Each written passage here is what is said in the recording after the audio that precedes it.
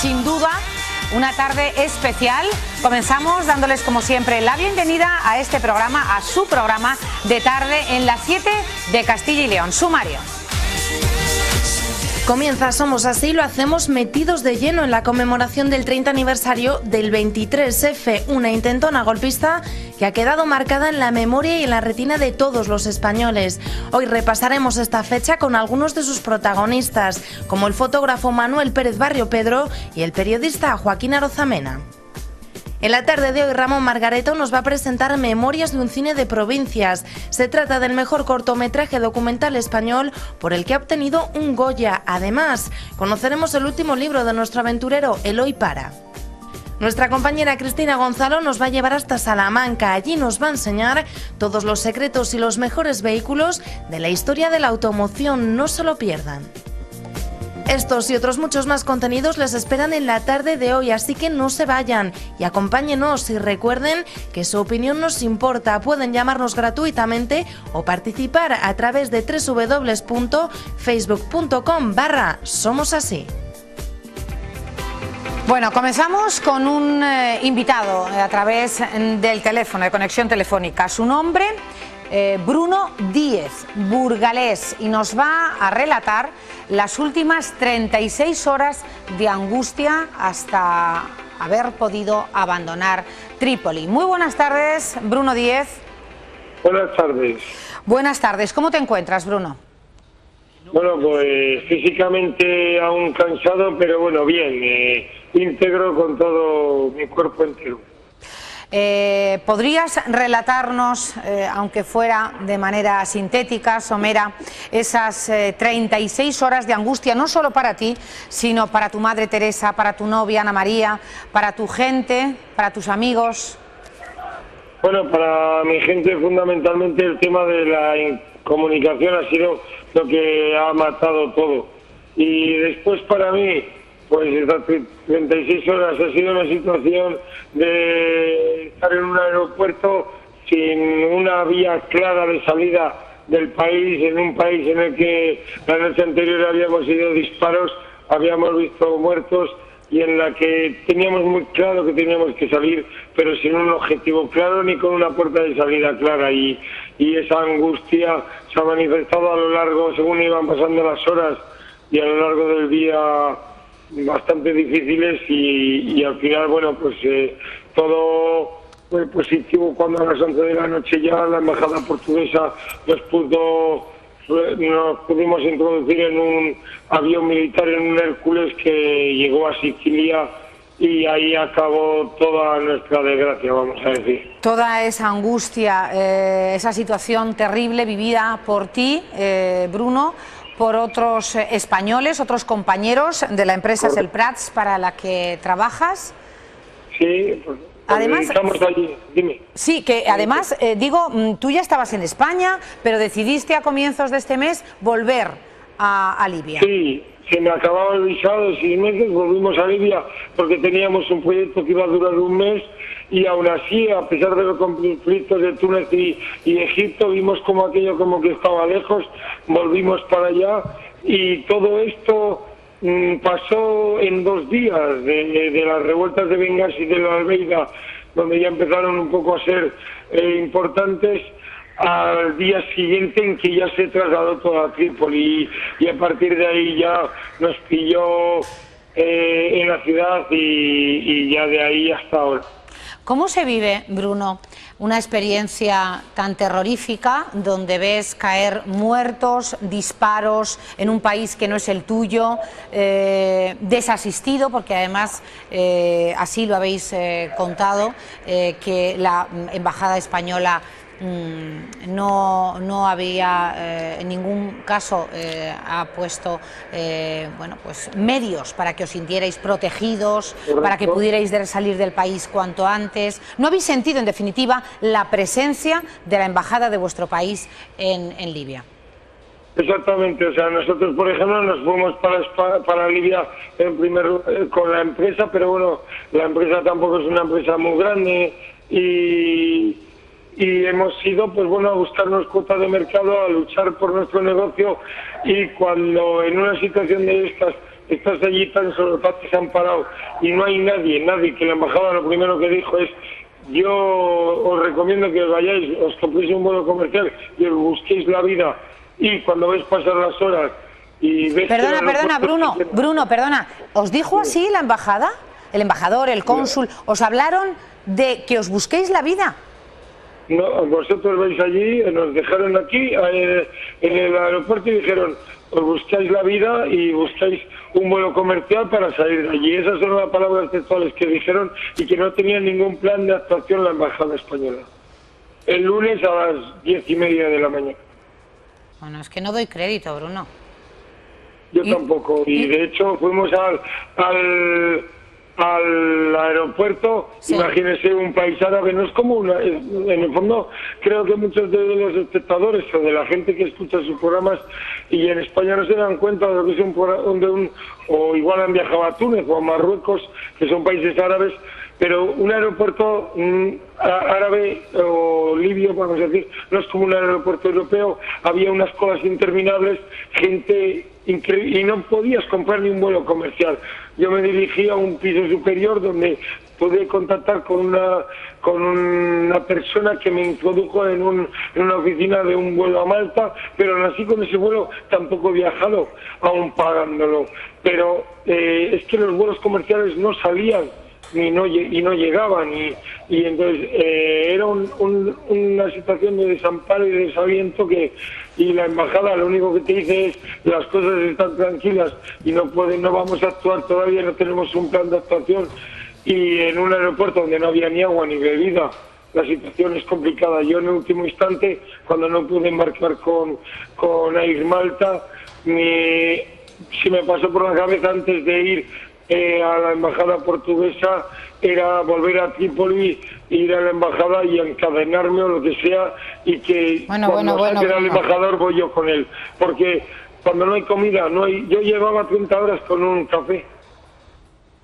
Es que de verdad estamos escuchando un testimonio absolutamente desgarrador, y que tuvieras que acudir a la embajada portuguesa para poder llegar y aterrizar en el sur de Italia, es que me parece terrible.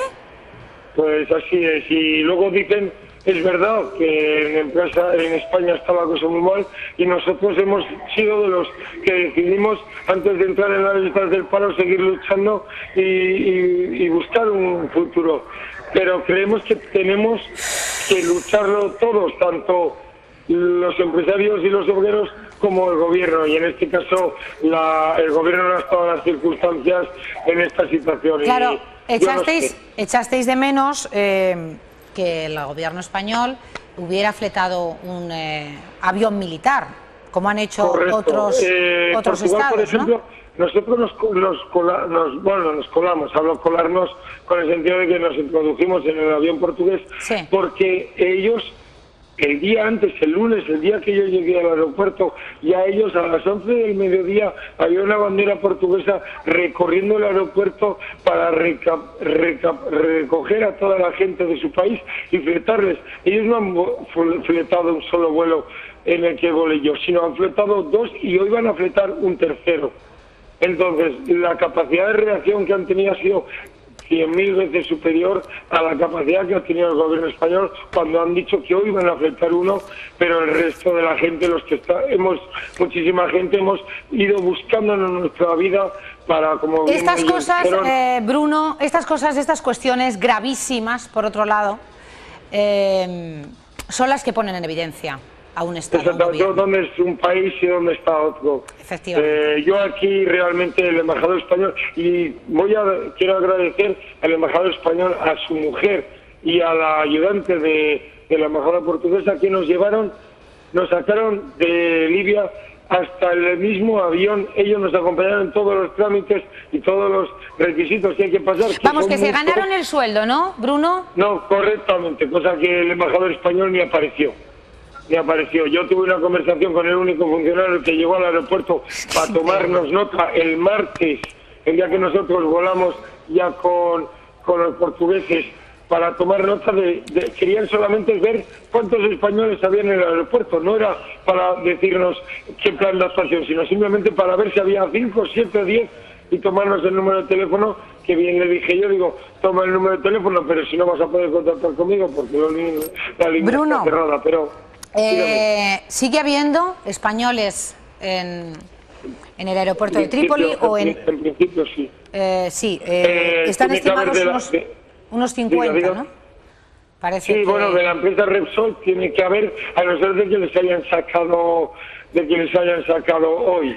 Pero yo, y después a partir de ahí, conozco a algunos, pero tampoco estamos diseminados. La gente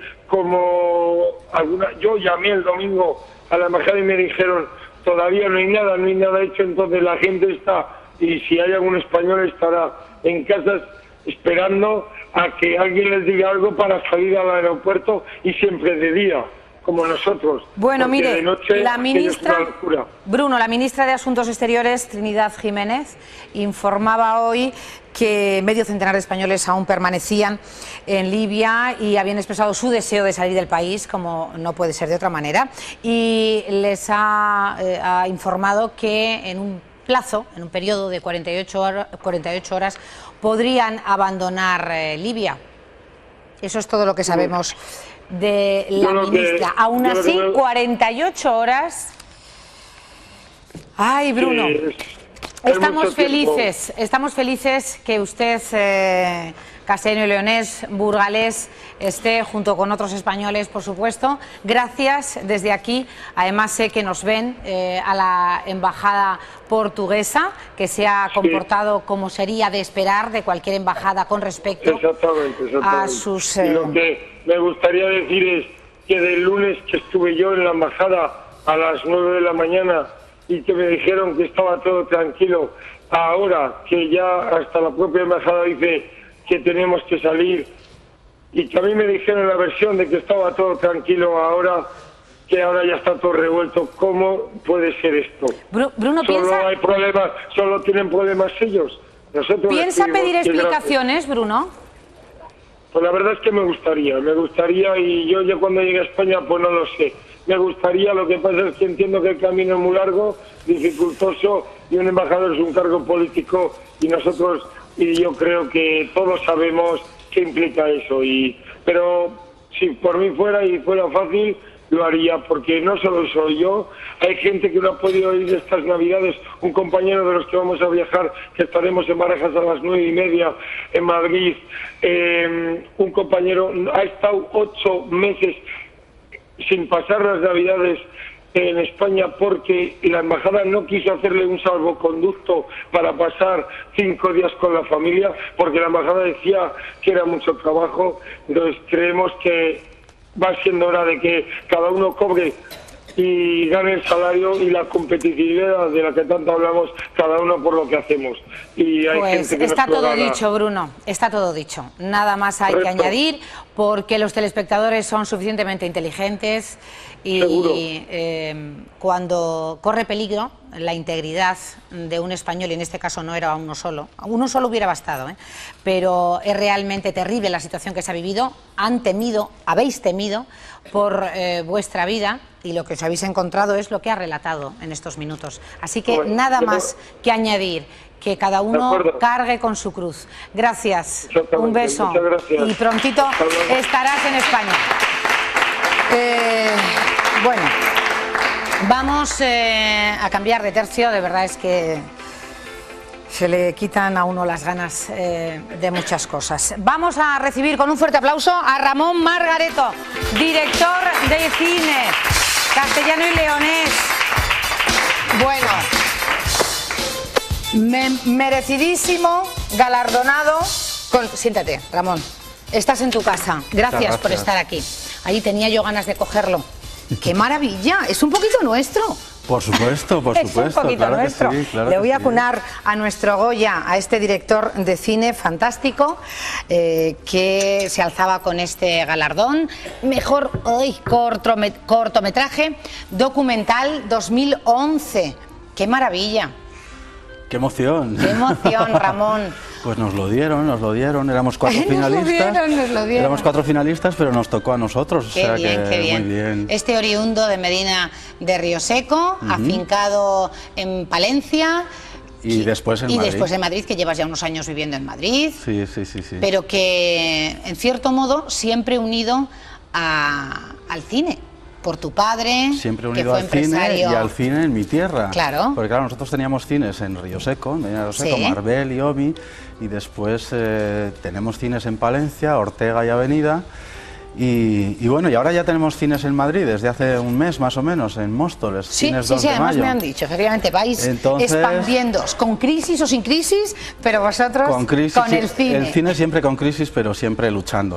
Además, bueno, mi familia ha demostrado que tiene un amor incondicional a este negocio y bueno, y de aquí me ha salido esta vocación, ¿no? ¿Tú eres el más aficionado al séptimo arte de todos los hermanos? Somos 9 hermanos, ¿Por eso? todos son aficionados al cine, pero quizás yo soy el bueno, el que ha decidido. Hiciste tu profesión, ¿no? Efectivamente, yo lo he elegido como mi profesión. Digamos que ellos sobre todo se dedican a la exhibición. Claro, a la parte más empresarial. A la parte más empresarial y yo a la producción, la parte más artística. ¿También das clases? Alguno le tenía que tocar, también doy clases, conferencias y un poco de todo, cine. Sí. Oye, ¿cuántos años desde el primer corto que hiciste? Ya unos pues cuantos, muchos ¿no? años, porque el primero lo hice ¿86 puede ser? En el 86, sí, mi primer cortometraje, que fue el proyecto de final de carrera en mi escuela, en el TAI, y después hice otro en el 88, con un título muy original, que se llamaba Supermoco, mi primera experiencia en 35 milímetros, Sí. y bueno, a partir de ahí, pues uno cada 2 años, cada 3 o así. Oye, no, digo esto porque a lo mejor algunos telespectadores pueden decir, qué pronto, ¿no? Además, Ramón Margareto, ¿de dónde ha salido, no? Parece que no suena demasiado, en el ámbito, por supuesto, del medio sí, Claro. pero para el público en general quizás no tanto, y decir que llevas pues toda tu vida metido en el mundo del cine. Efectivamente. Entonces yo esto me lo tomo también como un reconocimiento a una pequeña carrera o gran carrera, pero desde hace muchos años y tal. Entonces, Oye, bueno, aquí que estamos en casa, estás en tu casa. muy bien. Realmente, dinos la verdad, Sí. De esas 4 alternativas, opciones para alzarse con el con el Goya, ¿tú confiabas que podría ser para ti? O sea, ¿vislumbrabas ahí esa recogida de este premio? Vamos a ver, lo difícil es la nominación, que te nominen, porque me parece que éramos 17 finalistas, quedaron 4 y bueno, pues entonces teníamos ya todos el 25% de posibilidades, ¿no? Después vi los otros cortos y me gustaron bastante, sobre todo uno de ellos. Y entonces, bueno, pues había días que pensaba que había posibilidades, pues se me ocurría una idea, digo, pues por esto va a ser que sí. Pues esto sí. Pero si es por esto, no va a ser. Entonces, bueno, pero había que estar preparado con el discurso, porque uno de los 4 tenía que salir ahí a recoger el Goya. O sea que... Y fue nuestro Ramón Margareto. ¿Qué te ha dicho toda tu familia, tus hermanos, tus cuñados, todos? Bueno, mi familia... Tu madre. Mi madre está emocionada, mi familia está encantada. Bueno, no se lo esperaban, pero bueno, cuando ya les dije que estábamos nominados, bueno, pues en algún momento podía ser. Han presumido, podía ¿eh? ser. Ya Han con la presumido. nominación, sí, han dicho, presumido. tengo un hermano que vale un potosí. Es que ahora cuando se ponen al teléfono dicen, soy el hermano de Sí, Ramón. ¿Quiere algo? Dígame. Están muy contentos, y luego además hay una cosa muy buena. Mira, estamos viendo imágenes aquí en el video wall Este que es te el- sonarán, ¿eh? Sí, por supuesto, por y supuesto. claro, a los palentinos, esos cines. Este es el cine Ortega de Palencia, Claro. tal como es hoy, Fíjate. efectivamente, sí. Qué bonito. Pues te decía que una de las grandes alegrías de este premio es la alegría que das a muchísima gente, ¿no? Entonces, eso sí que me Memorias impresionaba. de un cine de provincias. El cine Ortega de Palencia cumplió 60 años y fue completamente reformado. ¿Por qué dedicaste el corto? Pues tiene su historia, A ver. Fíjate, en el año 97, el cine Ortega, que es un gran edificio que surgió en el año 37, se construyó... Bueno, he de decirte que yo he visto la final del Mundial en esos cines. Efectivamente, tú lo has visto allí. Has visto qué ambientazo había, ¿eh? Buah, bueno. En los cines Avenida. Impresionante. Ajá. Pues en el año 97, pues mi familia emprendió la reforma total de este gran edificio.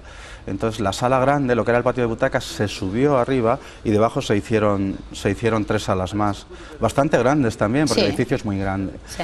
Entonces, bueno, pues eso, había que hacerlo minicines, aunque nos doliera, ¿no? Claro. Nos doliera. Se hizo, la obra quedó muy bien, y entonces a mí me encargó la familia un discurso de reinauguración del cine. Hice una cosa que se llama Me siento rejuvenecer, y Memorias de un cine de provincias es la adaptación cinematográfica de ese discurso. Ah. Esta historia está llena de emociones, ¿no? Sí. Porque mi padre, Osmundo Margareto, falleció hace 1 año y medio, y yo terminé el corto, todavía él estaba con nosotros, pero no estaba en condiciones de verlo. Entonces es todo muy emotivo, y bueno, el corto está dedicado a él. Qué bueno, yo también me emociono, ¿no? Porque conozco a parte de tu familia y bueno, pues cuando es alguien tan nuestro y tan de la tierra y triunfa y hace las cosas por corazón, por dedicación, por vocación, sin duda, y amor a lo que le supieron inculcar y enseñar desde bien pequeño, pues es sin duda una entrevista emotiva. Ramón, ¿me lo vas a permitir? Totalmente, emotiva y nada, nos ponemos tiernos lo que haga falta. Y de satisfacción. Ay, qué bonito, Memorias de un cine de provincias. Es bonito además tener un cine en nuestras provincias, en esta comunidad donde hay, bueno, pues provincias todavía muy cómodas, municipios. Qué bueno, ¿no? Son esos recuerdos lo que nos evocan de la niñez, de nuestros tiempos de juventud. Cualquier persona de mi generación o de generaciones paralelas, viendo este corto puede reconocerse en momentos de su vida. Yo creo que es lo que llega al espectador eso, ¿no? Porque no dejan de ser 60 años de cine, 60 años de exhibición en España, porque afortunadamente un cine de provincias y un cine de Madrid estrenan la misma película el mismo día, ahora, ¿no? Entonces cualquiera que vea este corto se puede sentir reconocido en una etapa de su vida, en una película que le gustó, en otra película que no le gustó. Que aparte de lo bien hecha que está, de lo bien realizada y dirigida que está, Ramón, sin duda los miembros del jurado de la Academia también han valorado, ¿no?, esos recuerdos y la temática, ¿no?, la esencia de lo que significa este... Yo creo que sí. Además, el cortometraje es un homenaje al cine en pantalla grande, al cine de siempre. Estamos viendo imágenes de siempre, ¿no? Sin rechazar en absoluto las nuevas tecnologías que se están incorporando también a la exhibición tradicional, la clásica, en pantalla grande, ¿no? Pero es un homenaje a eso. También es un homenaje a los cines de provincia, un término cariñosísimo, nada despectivo, ¿no? En fin, donde hemos vivido, donde hemos crecido, y sobre todo a los cines en el medio rural que contra viento y marea todavía mantienen viva la llama del séptimo arte, ¿no? O sea, es una reivindicación de eso, del cine como siempre, del cine en pantalla grande, del cine que te envuelve y te hace soñar. Qué bonito, pues nos encanta que nos envuelva, nos encanta que nos hayas traído hasta este programa, hasta esta tu casa, tu tierra, este maravilloso Goya que vas a colocar. Ya está colocado, hoy está aquí, pero está colocado. He recibido mensajes, por favor no lo coloques en el baño. Sí. No, pero está colocado en la mesa de mi despacho para que me inspire a partir de ahora. Qué bien. Oye, ¿y a partir de ahora, antes de...? Pues ya estoy en otro fregado. ¿Nos puedes adelantar algo de ese fregado? Bueno, 2 semanas antes de lo del Goya, yo ya había empezado la primera fase de un nuevo documental que se llama Salamandros, y que es una reflexión sobre el mundo de las artes plásticas. Yo este año debuto como pintor también y me interesa mucho ese mundo, es mi otra gran vocación aparte del cine, y entonces estoy haciendo una reflexión. ¿Que vas a venir otra vez aquí? Voy a venir, siempre que me llames. Por tu faceta pictórica, ¿no? Claro que sí, y bueno, me interesa mucho el tema y estamos haciendo un documental sobre eso, ¿no? Pintores, artistas que hablan sobre la inspiración. Sin duda esto te va a ayudar. Yo segundo proyecto. Yo espero que sí, que me ayude, claro que sí. Bueno, Ramón, que te queremos. Y quería agradecer... Por supuesto. Además, mira, tú que entiendes de esto más que yo, ahí tienes tu cámara y si quieres, da las gracias o esas palabras. Sí, yo quería agradecer a todos mis paisanos castellano-leoneses estos días. Estoy recibiendo muchísimas muestras de apoyo, de cariño y de reconocimiento. Yo nunca pensé que ganar un Goya a un cortometraje iba a ser una cosa con tanto eco, pero gracias a todos, a los que me llamáis, a los que ponéis notas en internet y a todo el mundo de Castilla y León que se ha alegrado de esta noticia y que yo lo recibo dentro en el alma. O sea. Ay, Ramón, dame un abrazo. Gracias. Siempre estaremos contigo, Ramón. Muchas gracias. Para mí un placer, de verdad, ¿eh? Igualmente, Cristina. Que hayas venido. Gracias, de verdad. Recoge tu Goya, que es un poco de todos, pero tiene que estar en tu casa y en tu despacho. Gracias. Ramón Margareto. Bueno. Va de emociones, la tarde va de emociones, las 5:31 de la tarde. Estamos en directo, por supuesto, y vamos a recibir también, como se merece, a nuestro colaborador Eloy Para. Un fuerte aplauso. Encantada de que estés aquí con nosotros. No es tu día de tu sección entre el cielo y la tierra, pero... Me ha gustado no entrar corriendo, ¿eh? Si te has fijado, he entrado más despacito. Porque la verdad es que es un placer estar contigo en cualquier circunstancia, pero nuestros habituales reportajes de aventuras hay que entrar corriendo, porque no puede ser de otra forma. Claro, mira, ahora está Alberto, buenas tardes. ¿Qué te parece esa música? ¿Dónde está mi Alberto, que no le veo? Ahí está, hola. Digo, buenas tardes. ¿Esta música no es de Harry Potter? ¿Puede ser?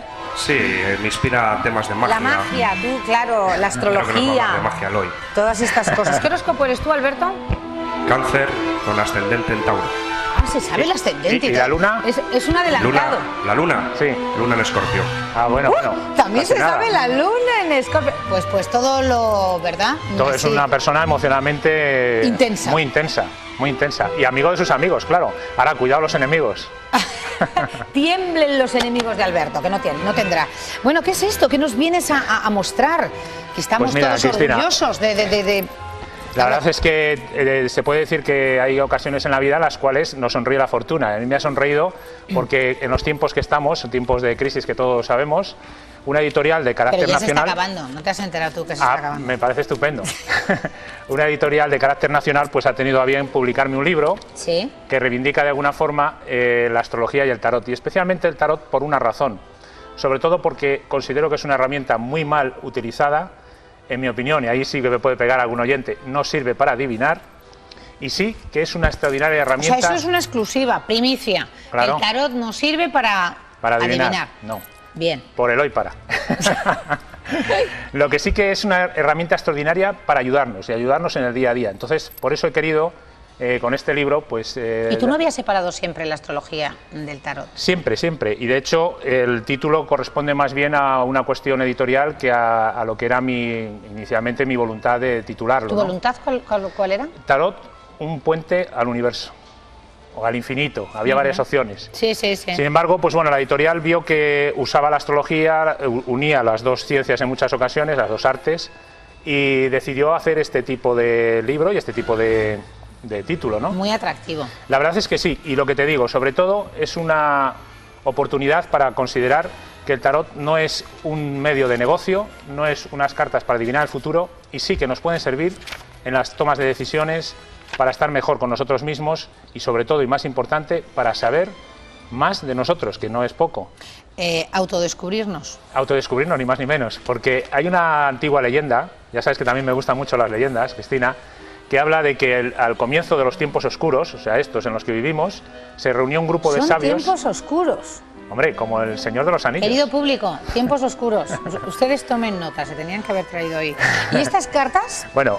¿Se acompañan con el libro? Se acompañan con el libro, sí, efectivamente. ¿Qué son los arcanos mayores? Los arcanos mayores con un significado completamente distinto a los que se le pueden dar en el tarot tradicional. Pero a lo que iba... Hay una leyenda que dice que se reunieron los sabios ante estos tiempos oscuros y decidieron guardar el conocimiento en un medio que fuera poco manipulable, que se pudiera transformar poco por gente ajena. Entonces cuentan que el más joven de ese grupo sugirió hacerlo en unas cartas, en un juego, para que pasara por las manos de todo el mundo y muy poquitos supieran extraer realmente Por ejemplo, el diablo, que siempre es como un horror, ¿no? Aleja de ti la oscuridad, no permitas a tu alrededor la maldad. Claro, vamos a hacer una prueba. Vamos a hacer una prueba. ¿Cómo podemos apartar de nosotros la maldad? Hombre, porque no hay muchos, pero a ver los haylos, como las meigas. La primera cosa que hay que hacer es querer apartar de verdad esa oscuridad, porque muchas veces somos muy contradictorios. Decimos, quiero dejar de fumar. Sí, pero al cabo de media hora ya estamos con la cosa de ¡ay, el cigarrito! Pero si quieres dejar de fumar de verdad, consigues dejar de fumar. Utilizas tu voluntad para apartarte de algo que es pernicioso. Cuando no quieres, cuando eres un poco esas aguas tibias, pues sí, pero no, sí, pero no. O sea, que lo primero de todo siempre... La tibieza, nada. Tibieza, cero. Menos para el caldillo. Exacto. Esto es un mundo que el que quiera ser feliz es un mundo para héroes, ni más ni menos. Héroes con uno mismo. Vamos a hacer una pregunta. Venga, vamos. Hazme una pregunta, la que tú quieras. Ay, madre, pues no sé. A ver. ¿Cómo vas a enfocar este fin de semana a nivel familiar? Ala, ¿Cuál sería la mejor manera de enfocar tu...? Eso, sí, Vamos de a ver. disfrutar del fin de semana. Eso es. Esta misma. Bueno, mira, tú no mires, ¿eh? Yo no miro. No mires. Fíjate. Vamos, ¿esto qué significa? Esta es la que he sacado de ¿cuántos son los arcanos mayores? Pues nada más y nada menos que 21. Pues si de 21 he sacado esta, ¿qué es esto? Fíjate, la interpreto. Como han visto nuestros amigos, ha salido la carta de la muerte, una carta que tradicionalmente... Fíjate tú qué cosa más simple, es decir, ¿cómo puedo disfrutar yo del fin de semana? Mira, mi amiga Flor está diciendo, pobrecita mía, mira la carta que la ha sacado. Pero en este caso, como decimos, esto es una herramienta que no condiciona ni asusta a nadie, porque en el caso de la carta de la muerte tenemos el significado debajo que dice, los cambios abren la puerta a nuevas posibilidades, no te bloquees. O sea que seguramente, cuando este fin de semana se te planteen situaciones que a ti te parezcan más o menos duras, más o menos fuertes, tienes que abrirte a esos cambios, a esas nuevas posibilidades, quizás no ser tan tajante y bueno, no bloquearte, ¿no? O sea que en realidad lo que te está diciendo es, trabaja... Cristina, no te bloquees. No te bloquees y trabaja para permitir que los cambios se produzcan en tu vida. O sea que cualquier situación que venga no va a ser negativa, sino que es la puerta a otra más positiva. O sea, esto es una forma... Hombre, visto así... Claro, esto es una forma de interpretar. Es un renacer, no es una muerte, ya es... Ni más ni menos, siempre estamos hablando de renacer, pero... Bueno, saca otra al azar y así hacemos la prueba. A ver, ¿qué podemos decir? ¿Cómo va a ir la audiencia de este programa? Estupenda, estupenda. La templanza, ¿ves? Bueno. Ahora ya, hablando de audiencia y de telespectadores y de lo que nos quieren, mucho mejor. Claro, claro, dice, no te intranquilices, las situaciones complejas pasarán y estarás mejor, o sea, cada vez vas a ir creciendo más y más. Por eso, y gracias con a el nuestros respetable amigos, siempre, que son soberanos. O sea, que tenemos siempre un tarot que no adivina, sino que te hace trabajar en presente. Y cuando trabajas en presente, un buen presente garantiza un buen futuro. Esa frase me ha gustado. Un buen presente garantiza un buen futuro. Pues y luego, como camino de crecimiento, el tarot tiene en cada uno de sus arcanos una etapa. Voy a hacerte yo ahora una pregunta a ti, porque ya voy a hacerte una pregunta a ti. A ver, ¿qué quieres preguntar? Vamos a ver. Y no nos vamos al público, no tenemos tiempo. ¿Cómo nos va nuestro reportaje de aventura, no? Venga, dale ahí. Que es nuestra estrella, nuestro niño querido. Venga, vamos a ver. Bueno, dice, no temas y lánzate a por tu objetivo. O sea, que te tienes que tirar por la Me tengo que tirar por todos los sitios raros, como estamos haciendo, pero más. Bien, está también. Bien, ¿ves? O sea, sí, esto es así. Claro. Bueno, qué fantástico. Entonces podemos, para ir resumiendo a los telespectadores el hoy, ¿esta es tu primera publicación? Es mi primera publicación en papel. Tengo algo publicado en internet, como mucha gente, pero en papel realmente sí, como te digo, es una suerte, porque es una editorial, una buena editorial, y tiene una presencia nacional que garantiza que a mucha gente le va a llegar por lo menos un mensaje de ayuda o por lo menos una forma de vivir mejor. ¿Quieres saber más de ti? ¿Quieres superar los conflictos que no te dejan ser feliz? ¿Quieres ayudar de forma eficaz a los demás? En este libro encontrarás un bello manual que te enseñará a vivir mejor, a ser más feliz y a utilizar de una forma más cercana al corazón, más cercana al corazón, los antiguos arcanos. ¿Qué te parece? Pues me parece muy bien. Todo lo que sea mejorar. Claro, es mejorar. Lo que sea sumar y no restar. Exactamente. Me parece fantástico. Y te garantizo que las páginas del libro están llenas de temas no solamente muy bellos, sino muy prácticos, para que día a día nos vaya mejor. Es decir, que también has utilizado tu experiencia. Claro. El trato con la gente, lo que te piden, cómo les has ido ayudando, porque llevas muchos años en estas lides, ¿sí? Por supuesto, llevo más de 20 años con estos temas. Y la verdad es que el día a día te enseña que realmente lo que buscamos cuando vamos a utilizar una de las artes esotéricas, la astrología o el tarot, es una forma de estar mejor. Entonces no hace falta que dependamos de otros, podemos nosotros mismos estar bien día a día y sobre todo ir eliminando todo aquello que no nos deja conseguir nuestros objetivos, ¿no? O sea que en realidad es algo que está a nuestro alcance, que nos merecemos. ¿Y este libro está a nuestro alcance? Sí, está en toda España, en todas las librerías, en todos los centros comerciales. O sea que Pues más fácil imposible. Más fácil imposible. Imagino que a un módico precio, Evidentemente. lo que se suele comentar. Bueno, pues ahí está esa ayuda. Ahora ya me le puedes Sí, hombre, por favor. firmar con los arcanos, que no se te olviden. Y nosotros nos vamos a... ¿dónde, compañeros? A las glorias, a las glorias. Bueno, pues nuestro compañero Adolfo Izquierdo, gracias, Eloy. A ti, muchas Que gracias. vendas muchos libros. Ah, pues vente, si entra, un aplauso para Adolfo. Dice, si estoy aquí, yo digo, nuestro compañero Adolfo, si estoy. Bueno. Muchas gracias. Mientras Eloy te termina de firmar el libro... ¿Qué quieres preguntar? Ay, me pillas así ahora. Bueno, pues Claro. ¿cómo me va a ir en el trabajo? Venga, Mismamente. dale ahí, con fuerza. Tienes- Bueno, Bueno, lo mismo. pero bueno.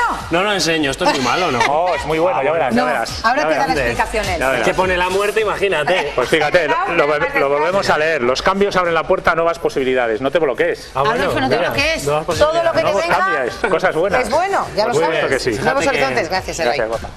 Me quedo con los arcanos para hacer preguntitas yo. Gracias. Bueno, muchas Hasta luego. gracias. Chao. Bueno, un aplauso para él, un aplauso para ti. Fíjate que pensaba yo que iba a ser malo. Con Ya, la a mí también me ha imagen de salido. la muerte. Consúlate, nos Bueno, ha salido. bueno. Es que no nos tenemos que bloquear. No nos no, tenemos hay que que bloquear. seguir No tenemos que adelante. ser primarios. Bueno, vaya día que tenemos hoy, un día Sí. histórico, Cristina, que si vamos a recordar, un día de hace 30 años. Tú ni estabas, yo creo. Yo ni estaba, que va, todavía no, No es que estaba. bueno, lo has estudiado vamos, luego, pero... Ni pensado, yo Ni pe- creo.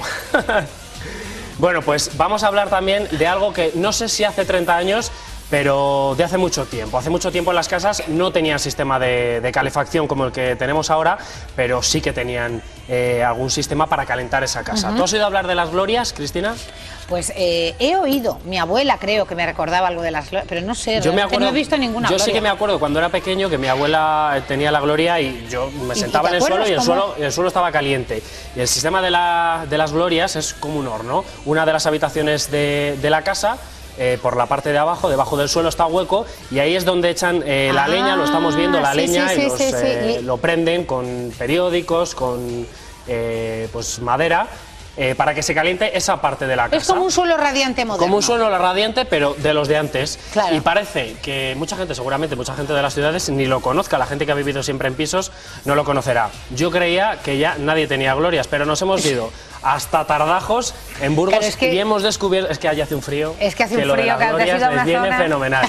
Por eso se dice lo de en Tardajos y en cualquier parte, cuando se está a gusto, se dice que se está en la gloria. De ahí viene. Así que vamos a ver cómo están de calentitos y de a gusto con las glorias en Tardajos, Burgos. Hoy no es un día de los que más frío hace en Tardajos. Incluso podemos decir que la temperatura es agradable. Pero en este pueblo de la provincia de Burgos, a pesar de tener buen tiempo, se resisten a no encender la gloria. José Santos no tiene calefacción en su casa y desde hace años, o como se dice en estos pueblos, toda la vida, ha estado encendiendo la gloria. Tan solo unos cartones que recogen la residencia de ancianos del municipio y que almacena en esta pequeña nave son suficientes para mantener el calor en su casa. Bueno, José, ya lo tenemos casi todo preparado, ¿no? Sí, todo ya. Nada más Trae los cartones, tenemos la leña. tengo que abrir la chapa. Tiene que abrir la chapa. Sí. ¿Qué es eso de la chapa? La chapa para cortar el fuego, una vez que se ha quemado todo bien, para que guarde el calor. Vamos. A ver, José, ¿qué es lo...? Ahí es donde está todo, ¿no? Sí, ahí es donde está el calor. Vamos, es el hueco de... para meter la leña. Un poco de debajo del suelo, ¿no? De la otra sala. Sí, eso. Hay sobre 60 centímetros o 65 ya de ancho, y de largo por aquí es más alto que allá a la punta. Oye, para que tire mejor la chimenea, vamos. ¿Y cómo se limpia todo esto? Porque luego habrá que meterse a limpiarlo. Esto lo cojo yo con la pala. Con la pala le echo el saco y después con una rasqueta que tengo, lo traigo hacia acá. Más barato que la calefacción es. Hombre, Muchísimo. esto no me cobran nada, nada más se limpia por ello. Y como no hago más que eso... Venga, pues vamos a encenderlo. Mira, esto es lo que hago.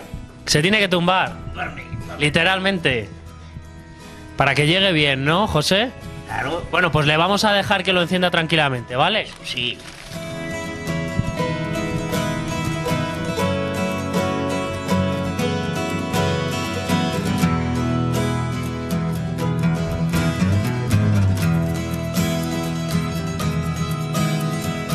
Oye, se nota el calorcillo ya. Hombre, ¿qué hacer? Mira, ¿ves cómo rota esto? Claro que sí. Si cerramos la chapa esa que hemos visto antes, ¿qué pasaría? En la esquina igual se ve el humo ya, como sale. Que si cerramos la chapa, le decía yo, ¿qué es lo que pasaría? Que no tira bien el... ¿Qué? ¿Se viene todo el humo aquí?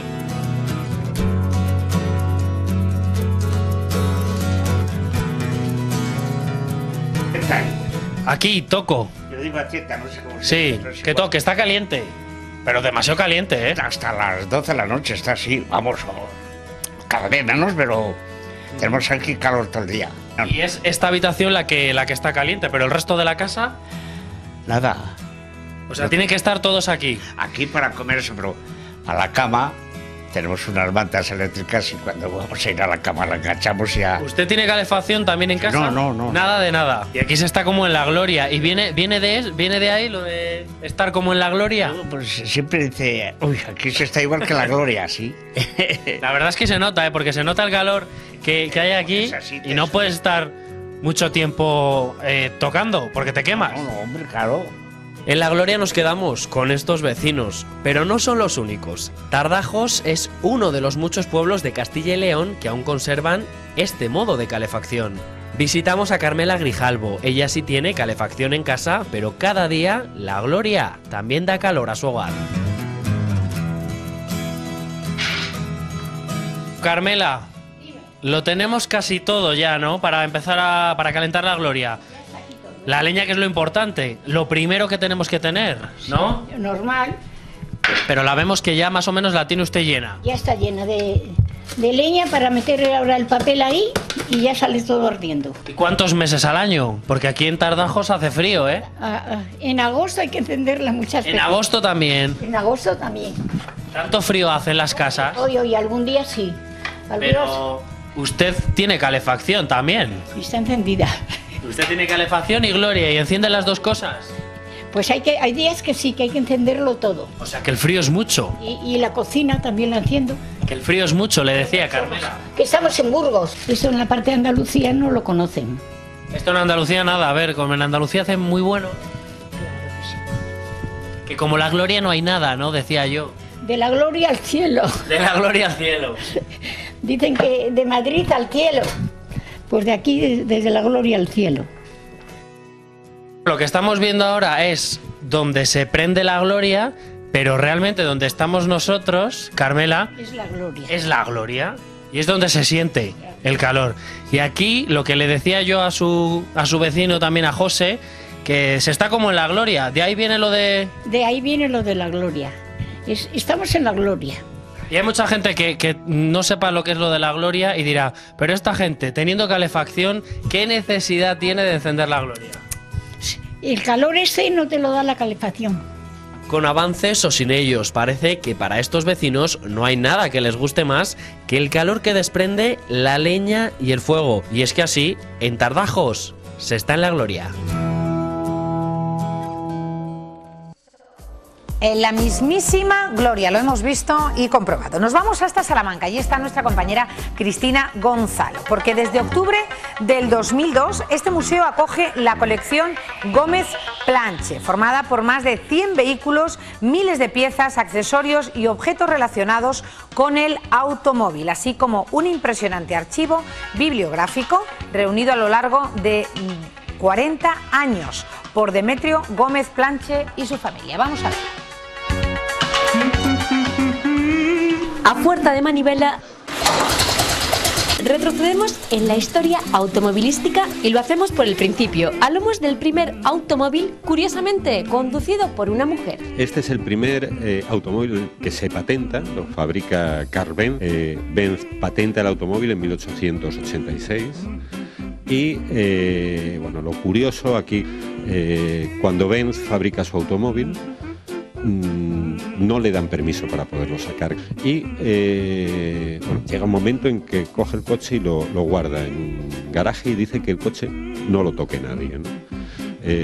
Su mujer saca el coche a empujón sin que él se entere con sus dos hijos y se va desde Mannheim hasta Pforzheim. Son 125 kilómetros. Lo consigue llegar después de muchas vicisitudes. Cuando llegó, evidentemente, lo primero que hizo fue ponerle un telegrama al marido y después a todos los periódicos del momento en Alemania, que se hicieron eco de la gesta, y ahí es donde nace el automóvil. Tras la gesta alemana no pasó mucho tiempo para que en España nos animáramos a lanzarnos al mundo automovilístico. Sí, bueno, hubo un contagio en toda Europa, pero en España la verdad es que fuimos, desde luego, mucho más deprisa que Inglaterra, por ejemplo, o a la vez que Italia.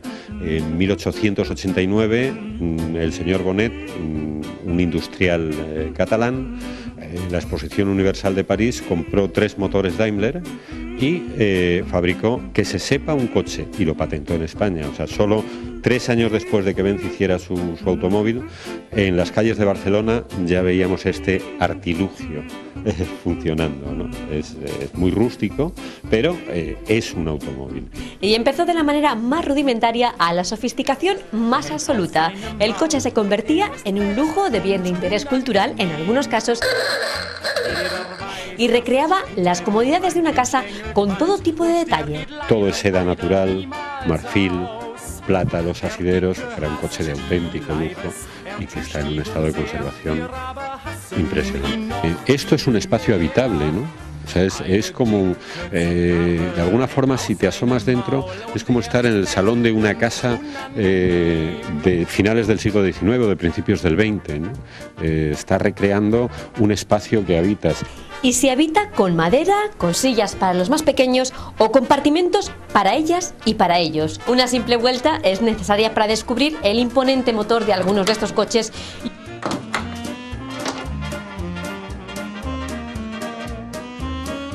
Y un solo vistazo para comprobar que detrás del blanco y negro de antaño se esconde un mundo de color.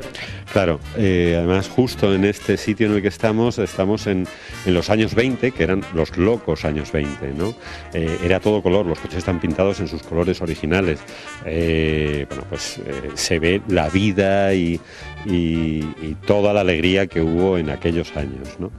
El hilo conductor del museo es el diseño del automóvil. La idea es que el visitante pueda ver cómo ha evolucionado la carrocería del automóvil desde sus inicios hasta ahora mismo, ¿no? Y bueno, desde que todas las piezas era una amalgama pegada a un chasis y que aquello funcionaba, nadie se explicaba por qué, hasta el huevecito que tenemos ahora, en el que todo está integrado y todos son botones, o incluso acercarte al coche y ya funciona, ¿no? Los hay de película, de las americanas y de las españolas, de nostalgia e incluso de historia. Este, sin duda, Javier, será uno de los vehículos que más historias despierte y más curiosidad. Sí, llama mucho la atención y bueno, claro, todo el mundo cuenta las historias que le han contado del coche de Franco y de tal, y claro, o sea, lo que conlleva el propietario del coche o la persona que utilizó el coche, igual que el otro que tenemos ahí enfrente, que perteneció a Carmen Polo de Franco y que son cedidos por Patrimonio Nacional. Lleva solo las puertas de atrás, el cristal no está blindado, pero es solo las 2 puertas traseras blindadas. Espacio suficiente para que lleven los escoltas. Espacio de sobra para que vayan, bueno, no tan de sobra, el sitio donde va el escolta va un poquito apretado, pero bueno, el que importaba que fuese holgado y cómodo era Franco, ¿no? Y una ostentación ya para la época, porque tiene un largo bastante considerable. Es enorme, me parece que son 6,25, 6,25 metros o algo así. Bueno, pues en el maletero casi te puedes hacer un apartamento. Más de un apartamento serían necesarios para albergar los más de 240 coches con los que cuenta este museo. Coches, algunos de los cuales ni siquiera han salido al mercado. Ideas futuras con las que aprovechar la luz solar. Otros que llevan sobre sí más de una competición y de un título de campeón. Y la mayoría no aptos para todos los bolsillos, pero que nos permitirán soñar mientras dure la visita. A los que les gusten los coches, seguro que habrán disfrutado con este reportaje. Nos vamos a publicidad, son las 6 menos 5 de la tarde. Volvemos enseguidita porque tenemos aún mucho que compartir con ustedes. Somos así.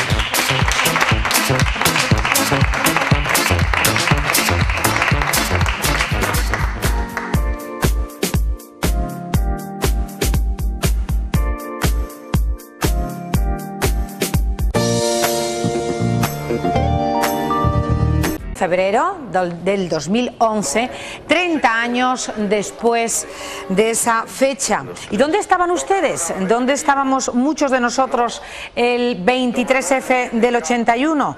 30 años después, nadie olvida cómo vivió un momento trascendental de la historia contemporánea de España. Igual que años antes, se intentaba recordar el mayo francés del 68. La radio fue la compañera de casi todos aquella fría tarde de febrero en la que nuestro país asistía al cambio de presidente, pero el protagonista no fue Calvo Sotelo, sino un coronel de la Guardia Civil que entró en el Congreso. Hasta el mensaje del rey nadie respiró tranquilo. Muchos personajes de León y de nuestra comunidad no han olvidado aquella tarde 3 décadas después. No podemos emitir más porque nos están apuntando. Pido un fuerte aplauso para nuestro colaborador habitual, Luis Antonio de Villena, y personajes invitados, desde luego de sobrado reconocimiento en un día como el de hoy. Luis Antonio de Villena, Manuel Pérez Barrio Pedro, Fermín Carnero y Joaquín Arosamena. Por favor, caballeros, hoy no les voy a dejar demasiado a todos porque vamos, son muchos, bueno, pero estoy encantada de que estén aquí. Joaquín, querido Joaquín, que estás en tu casa. Fermín, bueno, es que nos impedía un poco la mesa, ¿no? Los saludos de rigor, pero desde luego el afecto, el cariño y la admiración a todos ustedes está por delante. Vamos, como siempre, al siguiente reportaje.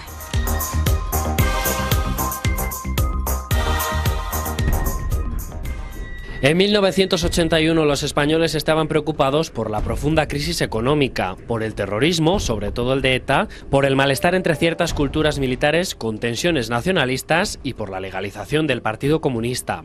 Hacía poco tiempo que se había desarticulado una operación militar denominada Operación Galaxia, que pretendía asaltar el Palacio de la Moncloa.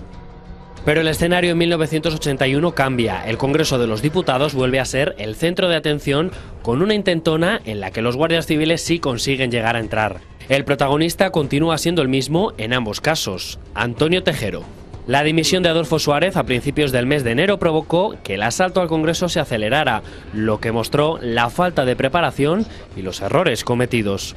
El Congreso de los Diputados celebraba la sesión de investidura de Calvo Sotelo como presidente del gobierno cuando 5 coches cortaron las calles de acceso y llegaron varios autobuses repletos de guardias civiles. A las 6:23 Tejero asaltó el Congreso. Nadie pudo verlo en directo, pero la retransmisión de la intentona golpista es una de las secuencias que los españoles tienen grabadas en su mente. Tan solo un magnetoscopio de televisión española fue testigo silencioso de aquella tarde. En estos momentos hay un disparo. Se ha oído un golpe muy fuerte en la cámara.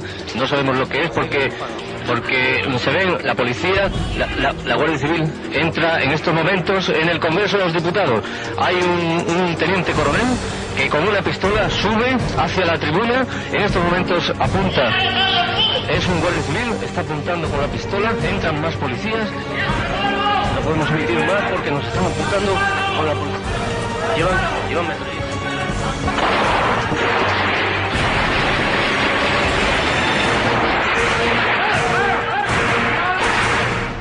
Los españoles tenían miedo a la incertidumbre y el no haber vivido jamás algo similar les hacía estar completamente desconcertados. Muchos habían vivido la represión franquista y temían que el golpe les condujese a una situación similar. Pero lo precipitado de la operación y los errores cometidos hicieron que el golpe se viniera abajo. El rey calmó los ánimos de los españoles en un mensaje ofrecido por televisión pocas horas después. Hacia las 2 de la madrugada la policía llegaba al Congreso. Comenzaron las detenciones. A la mañana siguiente empiezan a salir personas del Congreso. Algunos de los hombres de Tejero salieron por las ventanas. Periodistas y diputados estaban fuera a mediodía. Tejero se entregó a las 12:30. Pero ¿qué hubiera pasado si el golpe hubiera triunfado? ¿Qué hubiera ocurrido con esas listas de los que iban a morir el 24F? ¿Quién hubiera conformado el gobierno? ¿Y qué recuerdan los castellano-leoneses de ese momento vivido hace hoy 30 años? Iba en el coche de viaje, oí por la radio lo que estaba ocurriendo. Estaba haciendo juelas con una mujer amasando y nos quedamos pues todos paralizados. Pues en casa, haciendo las labores de casa, como cualquier otra ama de casa, supongo yo. Sí. Pero vamos, seguimos haciendo las hojuelas, aunque casi se nos estropea la masa por pararnos. Estaba en el campo y lo oí en la radio, ¿sabe? No, en la tele, que hay tiros, que hay tiros. Me dijeron los niños, mamá, que hay tiros. Y entonces me acerqué y ahí vi todo el embolado. Me acuerdo que estaba en la calle haciendo un recado cuando llegué a casa y lo estaban dando a la televisión. Y entonces, bueno, pues claro, pues el recuerdo que tengo pues es de sorpresa, porque la verdad que en aquellos momentos que habíamos pasado a una democracia, pues no se esperaba que, aunque había rumores de que podía haber un golpe, pero sorpresa, claro, de que podía triunfar. Tampoco me asusté demasiado, digo, bueno, algún cara dura que ha salido por ahí dando la lata. Estaba en casa, lo viví un poquillo, pues oye, con un poco de temor, un poco de miedo, pero bueno, que tampoco me afectó mucho, ¿eh? Con mucho miedo. Cuando empezaron a decir que salían los tanques y salía no sé qué y ahí el Tejero lo viví mal. Tuve miedo y estuve muy nerviosa todo el día, pensando. Salías de trabajar y te pegaban palos la policía y todo, y eso era horroroso, era terrible. Pues nada, que se armó un jaleo allí de miedo y ya acabó. Creí que íbamos otra vez a volver a las andadas. Bueno, pues ahora les traslado la primera pregunta a nuestros contertulios. ¿Dónde estaban ustedes, Luis Antonio? Bueno, yo estaba en mi casa y, por cierto, hablando por teléfono con una persona que hoy día es un novelista muy famoso, Javier Marías, cuyo padre, Julián Marías, era de Valladolid. Javier Marías era muy amigo mío, estábamos hablando por teléfono y en la conversación él me dijo, oye, espera un momento que estoy oyendo que te están diciendo en la radio algo raro. Y entonces me dijo, bueno, ahora te llamo, voy a ver qué dicen en la radio, y ya colgamos. Yo fui a ver lo que decían, él también, y ya nos dimos cuenta de aquella barbaridad, que eso sí, esto yo lo he oído... Tú decías que no era nada, no, que esto no es lo que te iba a decir, ¿no? Yo esto no lo he oído muchas veces, pero ese tema... Lo que nadie estábamos seguros era si se iba a llevar a efecto, aunque había habido el precedente de la Operación Galaxia. Pero el tema era abrumador, quiero decir, desde el año 77, desde la legalización del Partido Comunista en el 77, el tema de la idea de que podía haber un golpe de Estado fue absolutamente recurrente, se hablaba continuamente de él. El que diga que se asombró el 23F, hombre, se asombró de ver a los guardias civiles allí dentro, como si fuera el siglo XIX, el general Pavía, incluso con el caballo que llevaban puesto. Pero el tema era un tema frecuentísimo porque había habido un problema mal resuelto en la transición. La transición había cambiado a los políticos, pero no había cambiado ni el ejército ni la administración. Y el ejército y la administración eran franquistas, claro, y eso al final explotó. Manuel, explotó. Hablaba Luis Antonio de la Operación Galaxia, del señor Tejero, y tu compañero también de la agencia EFE fue a fotografiarle a su casa al señor Tejero, no sé, días antes. Unos días antes, sí. Tampoco demasiado. Sí. No. Hombre, para nosotros era una persona conocida, había estado, había intervenido en la Operación Galaxia, con lo cual yo no me sorprendí al verle a través de la cámara. Inmediatamente le reconocí, hombre, Tejero, otra vez aquí, ¿no? En ese momento, pues lo único que piensas es en hacer fotos y salvar lo que habías hecho hasta ese momento. Eran momentos de tensión, duraron muy poquito tiempo, quizá un par de minutos. El tiempo suficiente para que te dé tiempo a... Bueno, preguntarle a Manuel Pérez Barrio Pedro dónde estaba el 23F. Además, mi buen amigo Joaquín me recordaba, Cristina, ahora son las 6:10, estamos en directo. A las 6:23, Joaquín, fue el momento en el que hizo Manolo Barrio Pedro y algunos más mantuvieron el coraje, la dignidad, el talento y la capacidad, cosa que muchos padres de la patria no mantuvieron porque mascaron moqueta, todos menos tres. Gutiérrez Mellado, Suárez y Carrillo. Mellado, que aparte de eso tuvo el coraje, muy valiente, pero valor, la dignidad. Yo creo que él nos representó a todos nosotros cuando se enfrentó, no recordaré siempre, que golpeó la pistola.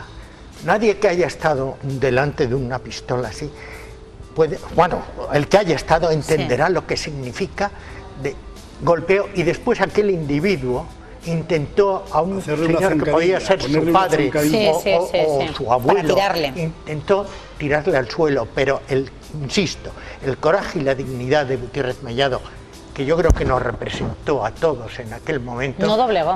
No lo doblegó. Y además en eso había una cosa muy importante, que él era un teniente general, y puesto que aquello se dirimía en un tema de milicia, un teniente general era un teniente general y el otro era un teniente coronel. Quiero decir que la diferencia de autoridad y de grado para un militar era enorme, y la obligación del teniente coronel era hacer caso, pero vamos, ponerse firmes a las órdenes de un teniente general, que es mucho, y un teniente general que, como todos en aquella época, venía del franquismo, como todos en ese momento, pero que naturalmente había evolucionado y ellos no. Pero era un hombre culto. Sin duda. Era un hombre culto.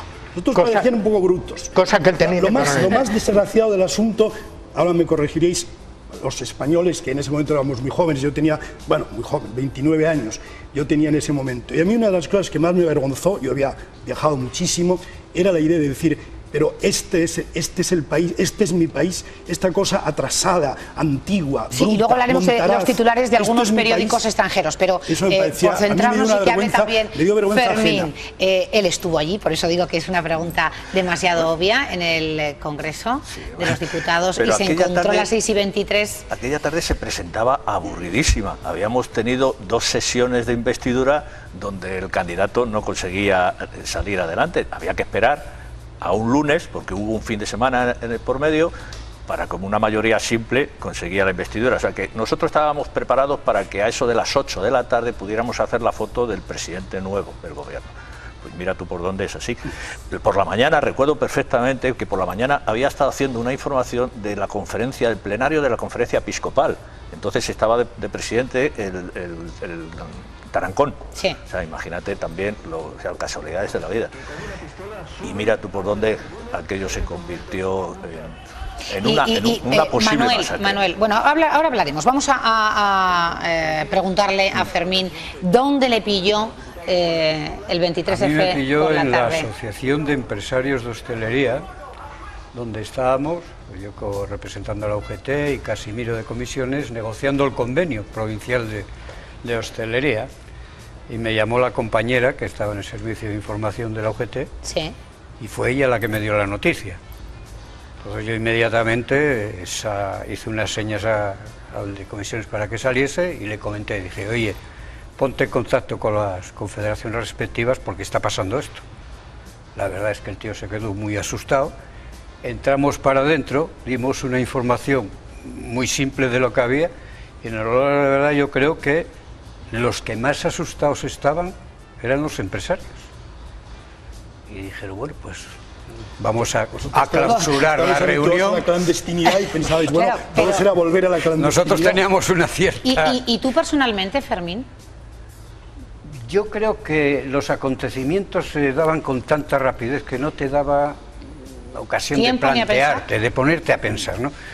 Evidentemente tú tenías una responsabilidad, yo era responsable de la organización y aquello pues me obligaba a tomar una serie de decisiones muy rápidas, ¿no? Yo fui inmediatamente a la sede, convoqué a todos los responsables de las federaciones, bajamos todos los archivos, listados, todo aquello que pudiese ser fácil para identificar a tal, lo cargamos en unos coches y nos marchamos a un pueblo cercano, y en casa de la madre de unos compañeros, en una bodega enterrada, allí metimos todos los archivos y una vietnamita, porque la fotocopiadora pensaba mucho, y una vietnamita de aquellas antiguas, de cera, también, con mucho papel por si había que salir luego a sacar. ¿Y el gran Arosamena dónde el pequeño Arosamena. 6:23, entro en el despacho del director de informativos de la segunda cadena. Claro, porque tú estabas en la UHF. Sí, sí. Bueno, la UHF, que aunque Televisión Española traicione su propia historia y su propia dignidad, fue la que primero y esta carita... Claro, es que quiero que lo digas, porque bueno, luego están otros grandes profesionales que sí, pero ¿quién fue? Que salieron Joaquín, después, cuando él sabía que había el mensaje del rey. ¿Quién fue el primer periodista que... con ciertas partes del cuerpo de uno. Mírate ahí, mírate que bien estás. Mira. Joaquín, mira que bien estás. Bueno, ya. Ahí, sí. La nieve del tiempo han plateado los bigotes y demás. Pero bueno, 6:23. Entro en el despacho del director de informática. Y como dice Manolo, digo, joder, perdón por la expresión, digo, a ver cuándo terminan estos. Momento en el que vemos lo que vemos. Entran. Recuerdo al director de informativos diciendo, lo mata. Y salgo de allí, bueno, no, me quedo hasta 20 y tantos minutos duró aquello. Por cierto, que yo pregunto a los contertulios, ¿cómo se habría contado la historia del asalto al Congreso en el supuesto de que hubiese terminado tan bien para España como terminó, sin la grabación de televisión?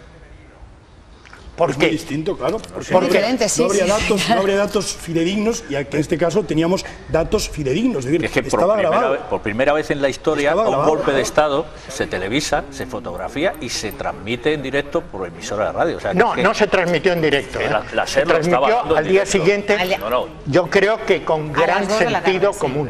Porque creo que si esto se llega a emitir en directo, el golpe triunfa. Porque el pueblo español, que estaba asustado, porque estábamos asustados, incluso esa señora que apareció hace un momento diciendo que no, teníamos mucho miedo, porque teníamos presente al general Pavía y el 18 de julio del 36. Entonces, a lo que o sea, sin ese compañero que le dijeron apague usted, pero apagó el botón equivocado, engañó. No, eso fue...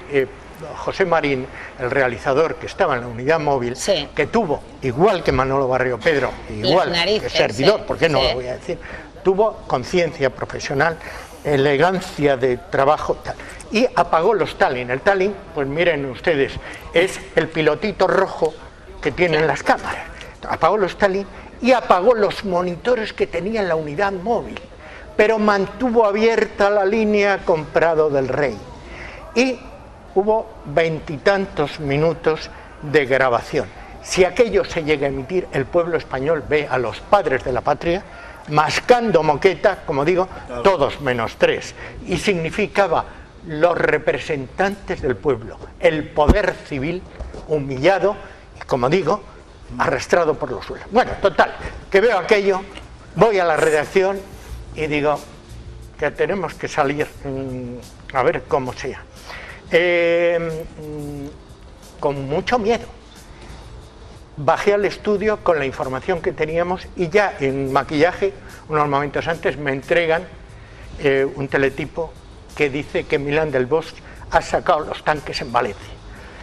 Y entro al estudio, según estoy en el estudio me dicen de control, Joaco, te vamos a conectar con la primera para lo que cuentes del Congreso. Madre mía. Y casi simultáneamente entra el subdirector del programa y me dice, también Joaco, es un término familiar, dice que ya están aquí. Claro. Que ya están aquí, ya se refería a gente armada. Y llegó una patrulla. A gente armada. Entonces tenía a mi lado a Isabel Tenaille, aquí a Manolo Portillo y enfrente una cámara. El estudio era más pequeño que este, tenía 2 puertas, una allá, otra ahí. Y les dije a Isabel y a Manolo, si entran, me dais una patada por debajo de la mesa, porque yo no los voy a ver, voy a estar largando, digo, me dais una patada y ya veré lo que hago. Y con mucho miedo conté lo que había que contar, con los militares allí. Y con mucho miedo. Tanto es así que cuando salí, porque claro, tú has dicho muy bien que fue la noche de la radio, sí, pero la radio, con todos los respetos a los magníficos compañeros de la radio, no era un rostro y un bigote identificable. Y no tanto por los que tenían presos a Manolo y a los padres de la patria, sino por la gente que, como en muchos lugares de España, estuvo engrasando sus escopetas de caza por si acaso salía. Y hubo mucha gente, aclaro un poco, agrego a lo que están diciendo, hubo mucha gente comprometida en la política de izquierdas, pero de izquierdas que hoy llamaríamos moderadas, es decir, el PSOE y cosas así, que incluso a lo mejor entonces era menos moderado que ahora, pero que eran absolutamente democráticos, que estaban, como ha dicho muy bien él, guardando las listas, borrando nombres para que no se pudiera dar con los, por ejemplo, con la gente que era afiliada, borrando, tachando las listas de los afiliados para que no hubiera represalias, porque hubo quien llegó a decir, y esto me lo contó a mí un socialista de entonces, que alguno de la trama civil, que ha sido siempre la menos clara, tenían listas ya para empezar a fusilar, listas de todas las personas de izquierdas. Es decir, que era como la guerra civil en su peor momento. Se trataba de liquidar, dicho vulgarmente y horriblemente, se trataba de liquidar al rojerío. Acaben ustedes con el rojerío porque esto es la España imperial católica y no hay más. Entonces, esa cosa es lo que al principio nos aterrorizó a todos. Yo no estaba comprometido en nada, no era de ningún partido, pero bueno, era una persona más o menos de progresista y aquello me horrorizó y me avergonzó. Y ahora, eso sí, yo creo que de verdad, claro, no es el caso de Joaquín, y yo conocía a mucha gente en televisión, a él mismo, y sabía lo que eso ocurría, yo era muy amigo de Isabel Tenalle, y sé toda esa historia muy bien, y comprendo que su caso es muy diferente, y ellos tuvieron que pasar mucho más miedo. Pero los que estábamos fuera, yo creo de verdad que el miedo se nos acabó cuando llega el discurso del rey.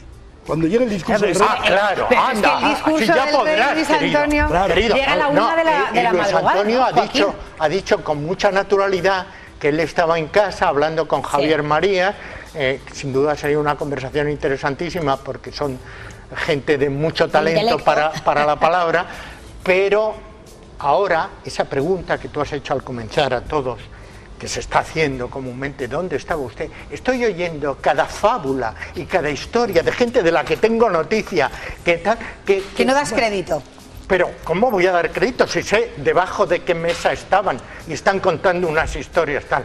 Porque claro, cuando ya se supo que había el discurso del rey, que por cierto se grabó con 2 cámaras que fueron por 2 caminos diferentes. Ayer nos enteramos, Joaquín, de una cosa gravísima. Ayer la contó Bono, pero la contó ayer. Bono en ese momento era un diputado. Contó que algunos de los guardias civiles, no los que tenían algún cargo, tenientes o sargentos, no, los números de la Guardia Civil, es decir, soldados, dijeron, a lo que tú has llamado a los padres de la patria, pero a los ministros, a los que estaban en el banco primero, la siguiente chulería propia de un país incivilizado y brutal. A ver esas manitas, que las veamos aquí. A ver esas manitas, para que todos pusieran las manos encima así. Y se lo dijeron con ese tono chulesco de matachín, de espadasietes. Luis Antonio, si te parece... esas manitas. En honor a la verdad. Y ellos lo hicieron. Manuel estuvo. Yo que estuve Manuel dentro. estuvo. De los que están aquí, es el único que estuvo. Estuve hasta las 10 de la noche, más o menos, que nos dejaron salir. No, eso es cierto. Si se escucha, además, en la cinta. En el vídeo de televisión. Pero lo que quiero decir, hay que ser justos a la hora de la verdad. Es decir, aquello, la autoridad, por supuesto, militar, que tenía que aparecer, según iban avanzando las horas, esa autoridad militar no aparecía.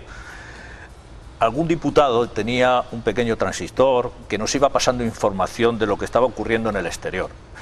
De dentro hacia afuera no había posibilidad de hacer, porque nos mandaban callar en el momento que había un tono de voz más alto. Y esa autoridad, iban pasando el tiempo, cuando sube el capitán Muñecas a la tribuna a decir que estén ustedes tranquilos, no va a pasar nada, estamos esperando, puede ser cuestión de un cuarto de hora, no más de 20 minutos. La persona, la autoridad militar, por supuesto, que aparecerá por aquí, les dirá qué es lo que debemos de hacer. Eso lo hemos escuchado todos ahí. Pero eso sería como media hora después del asalto. Iba pasando el tiempo, las 7, las 8, las 9, esa autoridad. No pasaba nada. No pasaba nada. Empezamos a escuchar los comentarios que no sabemos de dónde venían, en que Radio Nacional estaba empezando a emitir marchas militares. Al cabo del tiempo... No era cierto. No emitió marchas militares. Los que entraron allí, o sea, no se emitió el telediario de las 9 y demás. Y le dijeron a Eduardo Sotillos que pusiese música militar. Eduardo Sotillos pusieron música clásica, pero música clásica... No música militar, eso claro, será música clásica. No, pero música clásica que sería Mozart o demás. Bueno, como mucho igual a marcha Radetzky, que se utilizaba para sintonía de los equipos de los programas deportivos, como mucho. Es verdad, y ahí está los archivos. O sea, hay una marcha, primero una música que efectivamente era música clásica, porque no encontraban en los archivos música militar. Entonces, el militar que está en Radio Televisión Española dice que eso, que lo quitaran, que no podía, que tenía que marchar. Entonces empezaron a buscar marchas militares, pero querían lo que era una marcha militar de desfile, hasta que consiguen poner, pero efectivamente Radio Nacional en el transcurso de la tarde emite música, marchas militares. Después ese comentario nos llega diciendo Radio Nacional ha dejado de emitir marchas militares, con lo cual ya iba pasando el tiempo y sabíamos que esa autoridad no llegaba. En ese momento, tú cuando disparas esos 11 fotogramas, que parece que solo uno se veía claramente, pero bueno, todos el señor Ansón... magníficos los 11. Claro, magníficos los 11, por supuesto, y además mandó que salieran todos, ¿no? Creo, sí, José María, incluso los que estaban... Están apareciendo ahora en pantalla. Pero fue entrar, Tejero, y empezasteis a disparar, Manuel, tú... Si se observa en las imágenes, el primer fotograma es el momento que irrumpe, el primer guardia civil rompe con una patada, rompe la puerta que permanece cerrada para no alterar el sentido del voto, y hay un ujier que intenta impedirle el paso. Y a partir de ese momento empieza a hacer fotos hasta que llega el número 11, que decidió sacar el carrete, que por cierto he traído para que se vea lo duro que es que se lo metió en el zapato. Bueno, primero te fuiste al baño, pediste... No, yo lo mantuve en la mano. Tú lo mantiste un rato en la mano, ¿no? Bastante, no, horas. 2 horas en la mano, porque no sabía dónde esconderlo, no encontraba un sitio en el cuerpo donde esconderlo. ¿Y te fuiste al baño para poderlo meter en...? Yo tenía un guardia civil. O sea, fue en el baño, me parece que tu compañero Manuel, que se fue al baño. Yo tenía un guardia civil justamente a menos de 20 centímetros de mí, donde un chico joven, unos 30 años, había un relevo, cada 3-4 minutos hacían unos relevos y los guardias, pero siempre estábamos vigilados. Entonces, ese concretamente tocaba mucho el gatillo. Es que digo, porque un carrete así, esa fotografía, ha hecho historia. Sí, la verdad es que ha hecho historia. O sea, ¿tú eras consciente de que...? No, en ningún momento supe que eran unas fotos... ¿Pensabas que también había más compañeros que podían...? El éxito está en sacar aquella misma noche. Claro, sí, no, lo ha habido más fotografías. Fotos hicieron todos los 30 o 35 fotógrafos que estábamos allí, hicieron fotos. Porque los primeros momentos de confusión pues te da tiempo a hacer, estábamos rodados ya, habíamos hecho muchas batallas en la calle, ¿no? Manifestaciones que siempre nos requisaban los rollos, y eso yo creo que nos sirvió luego, aquella Manuel, tarde. Aparte de la maniobra del calcetín, del zapato y poderlo sacar luego, teníais miedo del detector de metales, que claro, al pasar también podía... Sí, sabíamos, yo era consciente de que al salir había un arco de seguridad, que aquello iba a sonar. Pero no sé, circunstancias de la vida, o aquello lo habían apagado, o había tanto armamento, o lo habían quemado. Claro, ellos habían sido periodistas en circunstancias duras, es decir, habían cubierto manifestaciones ilegales, donde la policía requisaba los carretes y todo esto. Por lo tanto, hombre, tenían una cierta experiencia de lo que era lidiar con un poder a la contra. Entraron con armas y dispararon. Ojo, que no eran fusiles. Ahí están los disparos que han hecho muy bien en no quitarlos del techo. Han hasta las 10 de la noche hubo escenas. Que fue un arco de disparos que pudo alcanzar alguna cadena. Escenas, por ejemplo, cuando ellos amenazan que si la luz se apagaba, se iba la luz, iban a prender fuego. Había unas sillas de los taquígrafos que las rompieron con unas navajas, sacaron la paja de la parte de hicieron una especie de pira allí para... y incluso pusieron unos velorios allí encima por si se iba la luz. Entonces la orden que da Tejero es que en el momento que notaran cualquier roce en el cuerpo, si la luz se iba, que dispararan a lo que fuera. No, una barbaridad. Y de la que solo dejaron irse, recuérdate, solo dejaron irse a una diputada que estaba, Ana Valledbo, que estaba embarazada. Y ella contó ayer en un programa que yo oí en Radio Nacional que ella... como estaba embarazada, se levantó, ella decía que tuvo el arrojo de las mujeres embarazadas. Y entonces ella se levantó, se le acercó un guardia y le dijo, ¿qué quiere usted? Pensando que quería ir al lavabo. Y ella dijo, no, mire usted, claro, era muy visible el estado de gravidez, y ella dijo, no, mire usted, yo me voy. Entonces el otro se quedó, parece ser, según ella, un tanto extrañado, pero efectivamente al ver a esa señora en avanzado estado de gravidez, que ella pensó que podía abortar, en ese momento... pues es la única persona a la que sacaron porque estaba embarazada, y ella luego habló con el rey. Sí. Y el rey le preguntó si había heridos. Si había heridos. Y ella hizo una cosa curiosísima que contó ayer, también por primera vez. Ella al final, cuando el rey le preguntó las cosas, ya le contó lo que ella había visto, ella al final le dijo: ¿y usted qué piensa? Y entonces, bueno, lo que piensa es lo que efectivamente, ahora habrá tiempo de decirlo y de salir ese otro tema que me parece también interesante, el tema del rey, el tema de cómo se resolvió. Por supuesto, etcétera, volveremos ¿no? a ello, Fermín, y me voy yo a llamadas. también quisiera sacar un poco el prisma o la luz sobre los hechos más conocidos que están permanentemente reproduciéndose en la Cámara, que es lo que ocurre allí, ¿no? Y hablar un poco del comportamiento de las administraciones más a nivel de calle. A mí me preocupó seriamente el comportamiento de algunas autoridades civiles. Yo estuve en el despacho del gobernador civil. Sí. Aquella era un tal Bello, un andaluz bastante simpático, pero que nos quiso tomar, vulgarmente se dice, el cabello. Diciendo que no pasaba nada, que bueno, que había muchos grados a la hora de alarma y tal, y que no estábamos ni en el primero, que marchásemos todos tranquilamente a nuestras casas. Yo insistiendo, oiga, que usted es la autoridad civil, es responsable de lo que pueda ocurrir en la sociedad. No, váyanse tranquilos, tal. Cuando yo bajaba por la escalinata, salió detrás de mí corriendo el secretario particular y me dijo: Fermín, no hagas caso, es más grave de lo que parece. Fue la primera noticia que tuve de que Milán del Bolsa había soltado el bando militar. Sí. Dice, por lo tanto, haz todo lo que tengas que hacer. Después te has enterado de la cantidad de gente que en vez de acudir a los gobiernos civiles, acudieron a los gobiernos militares a ponerse a las órdenes. Autoridades de diputaciones perfectamente identificadas. La gente de Fuerza Nueva que fue a pedir armas a los gobiernos militares. Claro.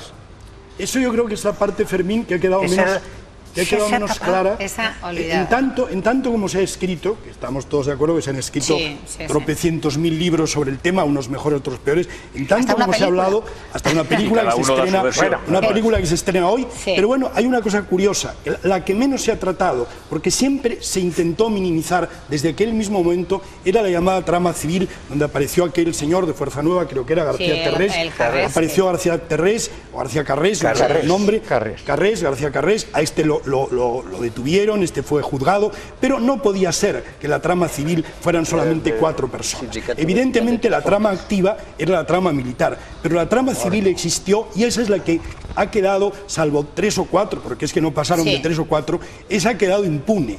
Y eso es lo más grave, hombre, todos sabíamos quién era Fuerza Nueva. Luego les voy a preguntar era un si creen que notable. todos nos hemos enterado de todo lo que acaeció. Joaquín ya dice que no directamente. Claro que no. Hace 30 años ya estabais hombre, en primer lugar, sufriendo los primeros minutos de esa intentona golpista. Nos vamos a hacer un alto para publicidad, continuamos.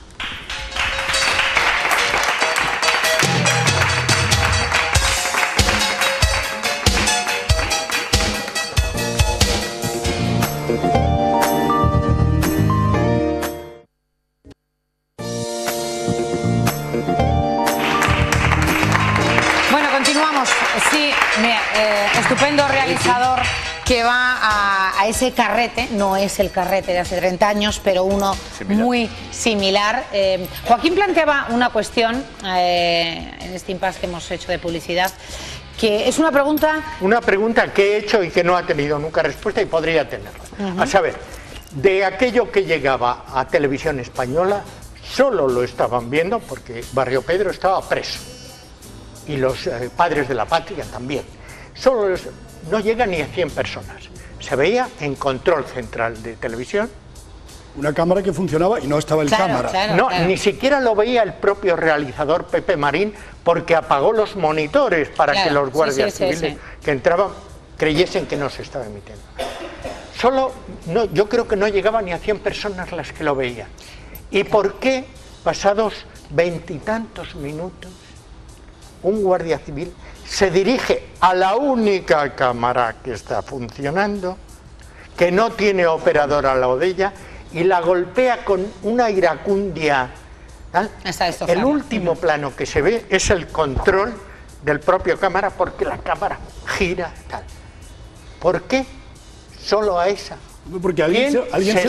Alguien se lo dijo, es evidente. Alguien le dijo, esa cámara está emitiendo. Pero esa cámara está emitiendo. Solo se lo pudo decir alguien unas de Televisión pocas Española. personas. Alguien de dentro. Alguien que lo había visto, porque cuando le dice vete a tal cámara, es que lo ha visto, y que o es creíble para los golpistas o tiene un intermediario que es creíble para los golpistas. Claro. Entonces, si hay grabaciones de la conversación de García Carrés con Tejero, en el cual lanzan algunos tacos y demás, asociándolos con el nombre de España, no hay constancia de una llamada de este tipo. Pues esta pregunta está... Pues yo creo, Joaquín, llamadas hay muchas, Joaquín, pero no se han dado a conocer. Está muy bien visto, muy poca gente habrá caído en ello, es una mirada espléndida, un hecho consumado, pero que incide en lo que acabamos de decir, en una parte que nunca se investigó muy mal. Evidentemente, la trama importante del presumible o del golpe de Estado que se pretendía hacer, evidentemente la trama básica era la militar, pero evidentemente había una trama civil, es obvio que había una trama civil, y esa trama civil desde el principio se minimizó. Se intentó que la trama civil pasara a un segundo plano, que no tuviera importancia, que aquello era una pacotilla, que no importaba nada, que eran cuatro señores de extrema derecha y nada más. Yo creo que eso fue más grave. Ahí hay algo importante. Se sabe casi todo, si es verdad que se sabe. Pero no se ha dicho, pero ocurre una cosa, mal, ahí ¿no? hay unas grabaciones, en el transcurso de la noche hay llamadas que entran y salen al Congreso. Esas cintas parece ser que existen. Lo que no se sabe es dónde están. Claro, quién las tiene. Incluso hay cintas guardadas por el Tribunal Supremo que no se han dado a conocer. Yo creo que ahí se podría saber mucho más. Claro. Ahora, hace un par de días se ha desclasificado el acta que se hizo aquella noche.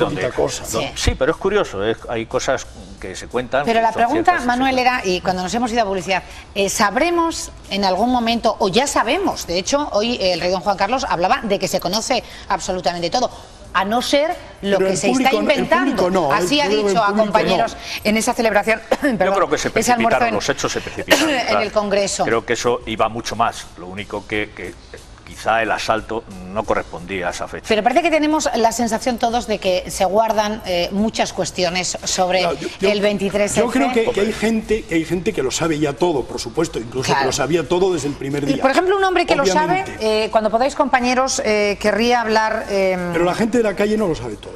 Con Alfonso Armada, con el exgeneral Alfonso Armada, cuando podáis... me lo comentáis, y quiero también dar paso a un extracto de la entrevista que nuestro compañero Fran López hizo ayer a Aurelio Delgado, que era jefe del gabinete de Adolfo Suárez, cuñado de él. Por favor, ponedme ese extracto donde habla de la dimisión de Suárez y cómo esta dimisión de Suárez pudo precipitar esa acción golpista del 23F. Él tuvo siempre un sentido de la política trascendente, era un hombre con una alta responsabilidad y lo pensó, lo hizo, y a mí me parece que siempre yo siempre se lo he aplaudido. Ese es un gesto, porque era un estadista. Todos recordamos esos momentos, esas palabras con muchísima tensión y con nervios también quizá, ¿no? del momento de la dimisión, frases pues como por ejemplo que había llegado Adolfo Suárez al convencimiento de que estaba mucho mejor fuera del gobierno que dentro, y también lo que no quería en ningún momento es que el sistema democrático de España estuviera en un momento de paréntesis. ¿Qué quería decir Adolfo Suárez realmente con dejar a España en ese paréntesis? Bueno, vamos a ver, yo creo que el grado de tensión al que se llega en el mes de enero, primero la situación económica, que por cierto nada tiene que ver con esto, quiero decir, el paro era el 12,5%, el 12%, es verdad que había inflación, pero en fin, la situación económica era mala, no hay duda. Pero yo creo que lo fundamental es que había una gran tensión política. La dimisión de Adolfo precipitó y hizo que lo hicieran peor. Es decir, eso sí que fue, además de que tuvo otras cosas positivas como toda la vida. El 23F No lo vivimos juntos. No. Sí, no, claro. ¿Cómo fue? ¿Dónde estaba usted? ¿Cómo vivió ese momento? Adolfo Suárez está en el Congreso y yo estoy en la Moncloa. Y sobre todo ocupándome un poco de la familia del presidente y de la mía también, claro. Y claro, me tuve que ocupar de, bueno, primero mis padres, mi mujer, mis hijos, mis hermanos, en fin, pero fundamentalmente de Amparo y de mis sobrinos, claro. ¿Estaban tensos, estaban nerviosos, intranquilos? Como todo el mundo. Primero porque pasamos de la absoluta sorpresa. Luego yo creo que hubo un momento en que te vas atónito, no podías dar crédito a lo que oías. Hombre, hubo algunos momentos de tensión porque se fue la luz, muy poquito. La verdad es que yo creo que no fue... la casualidad es que se fue la luz, pero que esas cosas te alarman un poco. Nos quedamos sin comunicación y la red cero fue la que nos permitió luego, a medida que fue pasando la noche, después de los momentos tensos de preocupación, pues claro, no sabías cuál era la situación. Se había tomado el Congreso, vuelvo a repetir porque como era una chapuza, pues tomaron una medida de la televisión, ningún medio de comunicación, nada de los aeropuertos, nada de la radio, pero lo lógico era que hubiera sido el Congreso, la Moncloa, en fin, los centros de poder. Pero como eso no sucedió así, a Dios gracias. Pues a medida que fue pasando la noche, yo creo que la tranquilidad que transmití, bueno, el X% de tranquilidad, que no sé cuánto era el tanto por ciento, pues yo creo que a partir de las 10, 10 y media, la Moncloa empezó un poquito a rascarse porque ahora había información, teníamos información de cómo estaba el presidente, etcétera. Sí, las 11. Hombre, quedaba la preocupación de que había 350, 400 personas dentro, entre ellos el presidente, claro. Eso no se despejó hasta casi que salieron. Bueno, pues esas eran las declaraciones de Aurelio Delgado. Pero estamos en lo mismo. Él elogia la actitud de Suárez, dice que Suárez era un gran hombre de Estado. Tú no acabas de saber por qué dimitió Adolfo Suárez. Por honestidad, que se comportó muy bien dimitiendo. Vale, perfecto. Pero ¿por qué? ¿Qué presiones tuvo? Porque evidentemente tuvo presiones. ¿Qué presiones tuvo Suárez para dimitir? Que probablemente eran militares o eran de la extrema derecha. Del apoyo no hay duda de que eran Su Majestad el Rey, militares o de la extrema también. derecha, o a lo mejor del rey, vete a saber. El caso es que él dimite y eso no nos enteramos entonces para nada. Y todavía hoy, pues yo creo que yo al menos no. Y de su propio partido. Y de su propio partido cainita, que se comportó de una manera cainita con él. También puede ser, pero el caso es que todo eso son especulaciones más o menos, porque no lo sabemos con certeza. Oye, No apuntábamos hasta que podamos tener por teléfono a la señora Armada, apuntábamos la figura del rey, Luis Antonio. Bueno, yo creo que la figura del rey fue muy capital, pero yo venía a recordar una historia. Se ha hablado mucho hoy hablaba, hablaba en el Congreso, en ese almuerzo que ha tenido con Felipe González, con Carrillo, bueno, que ha dormido muy bien, claro. Le preguntaban, usted dice, bueno, pues esta noche, claro, he dormido fantásticamente bien. Y hablaba también de que, ante esa pregunta de que si se conocía todo 30 años después, asentía afirmativamente. Bueno, él debe pensar que sí, porque seguro que él lo sabe, pero no es posible que no sepa que al gran público lo que él sabe no ha llegado. A mí siempre me llamó entonces la atención, yo dije, pero es que el rey tiene un ejemplo cercano. La gente se plantea por qué tardó tanto el rey. Pero bueno, Primero, no tardó tanto. No tardó tanto. Desde las 6:23 hasta la 1. Tenía que tener asesores, No nos confundamos, vamos a ver. Un momento, Joaquín, tenía que tener asesores, tenía que ponerse en contacto con todos los capitanes generales de las regiones militares. Tenía, digamos, tarea que hacer. Pero yo iba a otro detallito. Y tenía a Sabino Fernández además, y a supuestos amigos, como Armada, que y a Milans del Bosch, que era amigo también, que también dice que era amigo. Bueno, pero hay otra historia. Además, el rey tenía un ejemplo familiar, el ejemplo de su cuñado, el ex rey de Grecia, Constantino, hermano de la reina. Constantino, cuando el golpe de los coroneles, actúa pésimamente mal y sale huyendo del país. O sea, que crees que tomaron buena cuenta. Constantino huye del país y eso le cuesta la monarquía a Grecia, porque Constantino deja Grecia en manos de la dictadura de los coroneles, que fue atroz. Cuando se termina la dictadura de los coroneles y se pone en referéndum monarquía o república, gana abrumadoramente la República, porque la gente de Grecia culpa al rey Constantino y a la familia real griega de haberse portado mal con el pueblo de Grecia y haberlo dejado en manos de los coroneles. El rey tuvo evidentemente que pensar, o algún consejero se lo diría, señor, piense usted en Constantino, piense usted en su cuñado, a lo mejor se lo dijo su mujer, Luis Antonio, la tenemos, reina. Eso es un tema serio, porque esa familia lo hizo muy mal. Esa familia griega lo hizo muy mal en Grecia. Sin duda la nuestra no, sin duda la nuestra no. Alex General Alfonso Armada, buenas tardes. Buenas tardes, ¿cómo está? Bueno, usted bien, porque se siente una persona de familia feliz, un español, castellano, católico y monárquico. Exactamente, usted lo ha dicho. Una familia feliz, católico, español y monárquico. Perfectamente. Tengo 91 años, nací el 12 de febrero de 1920. Mi padre era asturiano, mi mujer de San Sebastián, tengo un yerno de Cataluña y una nuera también. Otro andaluz. Bueno, muy buena memoria. Bueno, sí, claro, Armada, a mi familia la conozco bien. Entre otras cosas, por supuesto, celebramos que tenga esa mente clara. Digo, también buen empresario. Buen empresario. Bueno, eso no tanto. Más bien mi vida fue militar. Empresario un poco con camelias, pero de eso sé menos. Bueno, de lo que sí que sabe usted muchísimo, apuntaban nuestros contertulios hace un momento, que no todos los españoles quizás saben toda la verdad de lo que ocurrió hace 30 años. Pero... Pues mire, yo le voy a decir la verdad mía, porque no me quiero referir a otras personas. Yo le puedo decir que fui el día 3 de febrero de 1981 destinado al Estado Mayor Central. Me incorporé el día 12. El día 13 visité al general Gutiérrez Mellado y le informé de la situación porque así me lo habían ordenado. El general Gutiérrez Mellado... ¿De la situación de un golpe de Estado? De la posibilidad de alguna acción violenta. Ajá. Yo no sabría calificarlo de otra manera. Y me dijo que yo soñaba, porque yo era demasiado monárquico y creía que podía tener algún peligro, pero que él tenía una información mucho más amplia, porque como ministro de Defensa tenía muchos más recursos. Efectivamente, yo acepté que no volviese a hablar de ese asunto.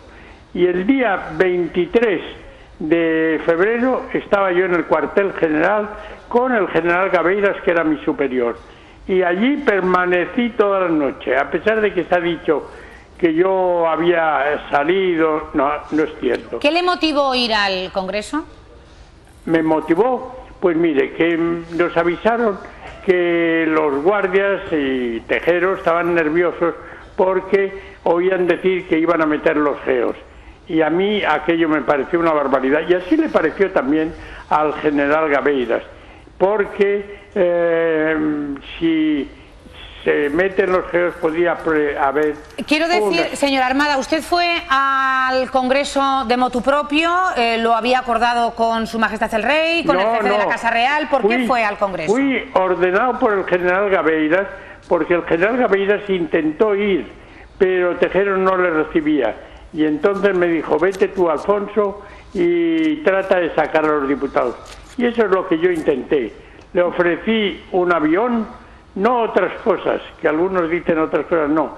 Yo le ni dije presidencias del gobierno para usted, nada, nada. Y del gobierno eso me mueve a risa, porque conociéndome a mí, ese gobierno no tiene ni pies ni cabeza. Todo aquel que hable de que yo podía presentar ese gobierno está totalmente equivocado, porque yo, como le he dicho, y usted ha recogido muy bien, que yo soy católico, yo soy español y monárquico, y aquel conjunto de personalidades, no cabe duda, pero que yo además no conocía, pues no podía. Ese gobierno de concentración que todos conocen. Señor Armada, ¿usted habló mucho esa noche con Su Majestad el Rey? No, ¿o nada? Me llamó, sí, el rey me llamó y diciendo, en la corazada están hablando de ti y de mí. Tú quédate ahí con Gabeiras y ayúdale, que vais a tener trabajo esta noche. Luego estuve hablando más con Sabino, que era el secretario, y esto es lo que hice. Bien, y yo no sé si... al día siguiente firmé lo que se llamó el pacto del capó, por el cual salieron los diputados, y yo creo que fue un milagro de Dios el que no les pasase nada, porque la situación era francamente delicada. Bien, señor Armada, antes de despedirle, no sé si nuestros contertulios quieren apuntarle algo. Señor Armada, le parece un descabello. Luis Antonio de Villena. Una cosa descabellada, eso que se ha dicho mucho, de que usted era una especie de intermediario para solucionar como por la vía de en medio, es decir, que usted iba a ofrecer una especie de gobierno de concentración diciendo: el golpe de Estado de Tejero es una cosa anticuada, bruta, se quita, y en medio vamos a hacer un gobierno de concentración para que el país no caiga en manos de las izquierdas marxistas, pero tampoco vuelva al siglo XIX más... de los pronunciamientos. Eso, pues que usted era como la vía de en medio. Eso es verdad, porque se ha dicho nada más. No, mire usted, yo fui a sacar a los diputados, para que los diputados pudiesen, una vez liberados, como así lo hicieron y eligieron luego a Calvo Sotelo, pudieran decidir lo que tenían que hacer. Mi misión era liberar a los diputados y le ofrecí a Tejero un avión para que se fuese de España. Y esto es la verdad. Y con la verdad es cerca y la verdad se impone siempre. Antes de despedirle, señor Armada, ¿usted siente que traicionó a su majestad el rey? En absoluto. En absoluto. Yo soy un monárquico y ferviente admirador de don Juan Carlos, con el que estuve ligado durante muchos años. Le va a preguntar a Joaquín Arozamena brevemente, por favor. General, ¿en esa noche habló usted con Jaime Milans? Sí, hablé, y además he de decir que Jaime Milans, en el momento en que el rey le dijo que retirara las tropas de la calle, lo hizo, obedeció las órdenes del rey. También un monárquico, ¿no? Yo creo que sí, era un monárquico, aunque tenía más espíritu combativo, vamos a llamarle, que yo. Gracias, exgeneral Alfonso Armada, por haber atendido a Castilla y León y a esta casa. Gracias. Ya sabe usted que lo hago con mucho gusto. Gracias. Y sobre todo, desde el momento que usted me dijo que tenía una familia ejemplar y que yo era católico, español y monárquico, entró por una vía en que yo me rendía. En acta. Gracias, señor Armada. Un fuerte abrazo. Como se ve ahí, pues estamos en las mismas, es decir, parece que sabemos mucho y, bueno, tenemos que creer en las palabras de unos o de otros. Claro, claro. El señor Armada habla con mucha dignidad, pero habla muy bien. Ahora, tampoco nos ha aclarado mucho. Aquí sale en el Congreso alguien diciendo que está esperando a una autoridad. Yo no creo que Tejero haya ido allí. La autoridad competente, de motu propio y haya aparecido allí. Claro. Alguien por encima de él ha autorizado esa operación. Claro, en primer lugar. Segundo, ¿quién es la autoridad militar competente, por supuesto? ¿Eso todavía no se sabe? Claro, no se sabe. Es increíble. Eso era el elefante blanco, toda la verdad, ¿no? El que llamaban ya está famoso, dicha toda la verdad sobre lo acaecido blanco. hace 30 años. Nos vamos de nuevo a publicidad. Continuamos.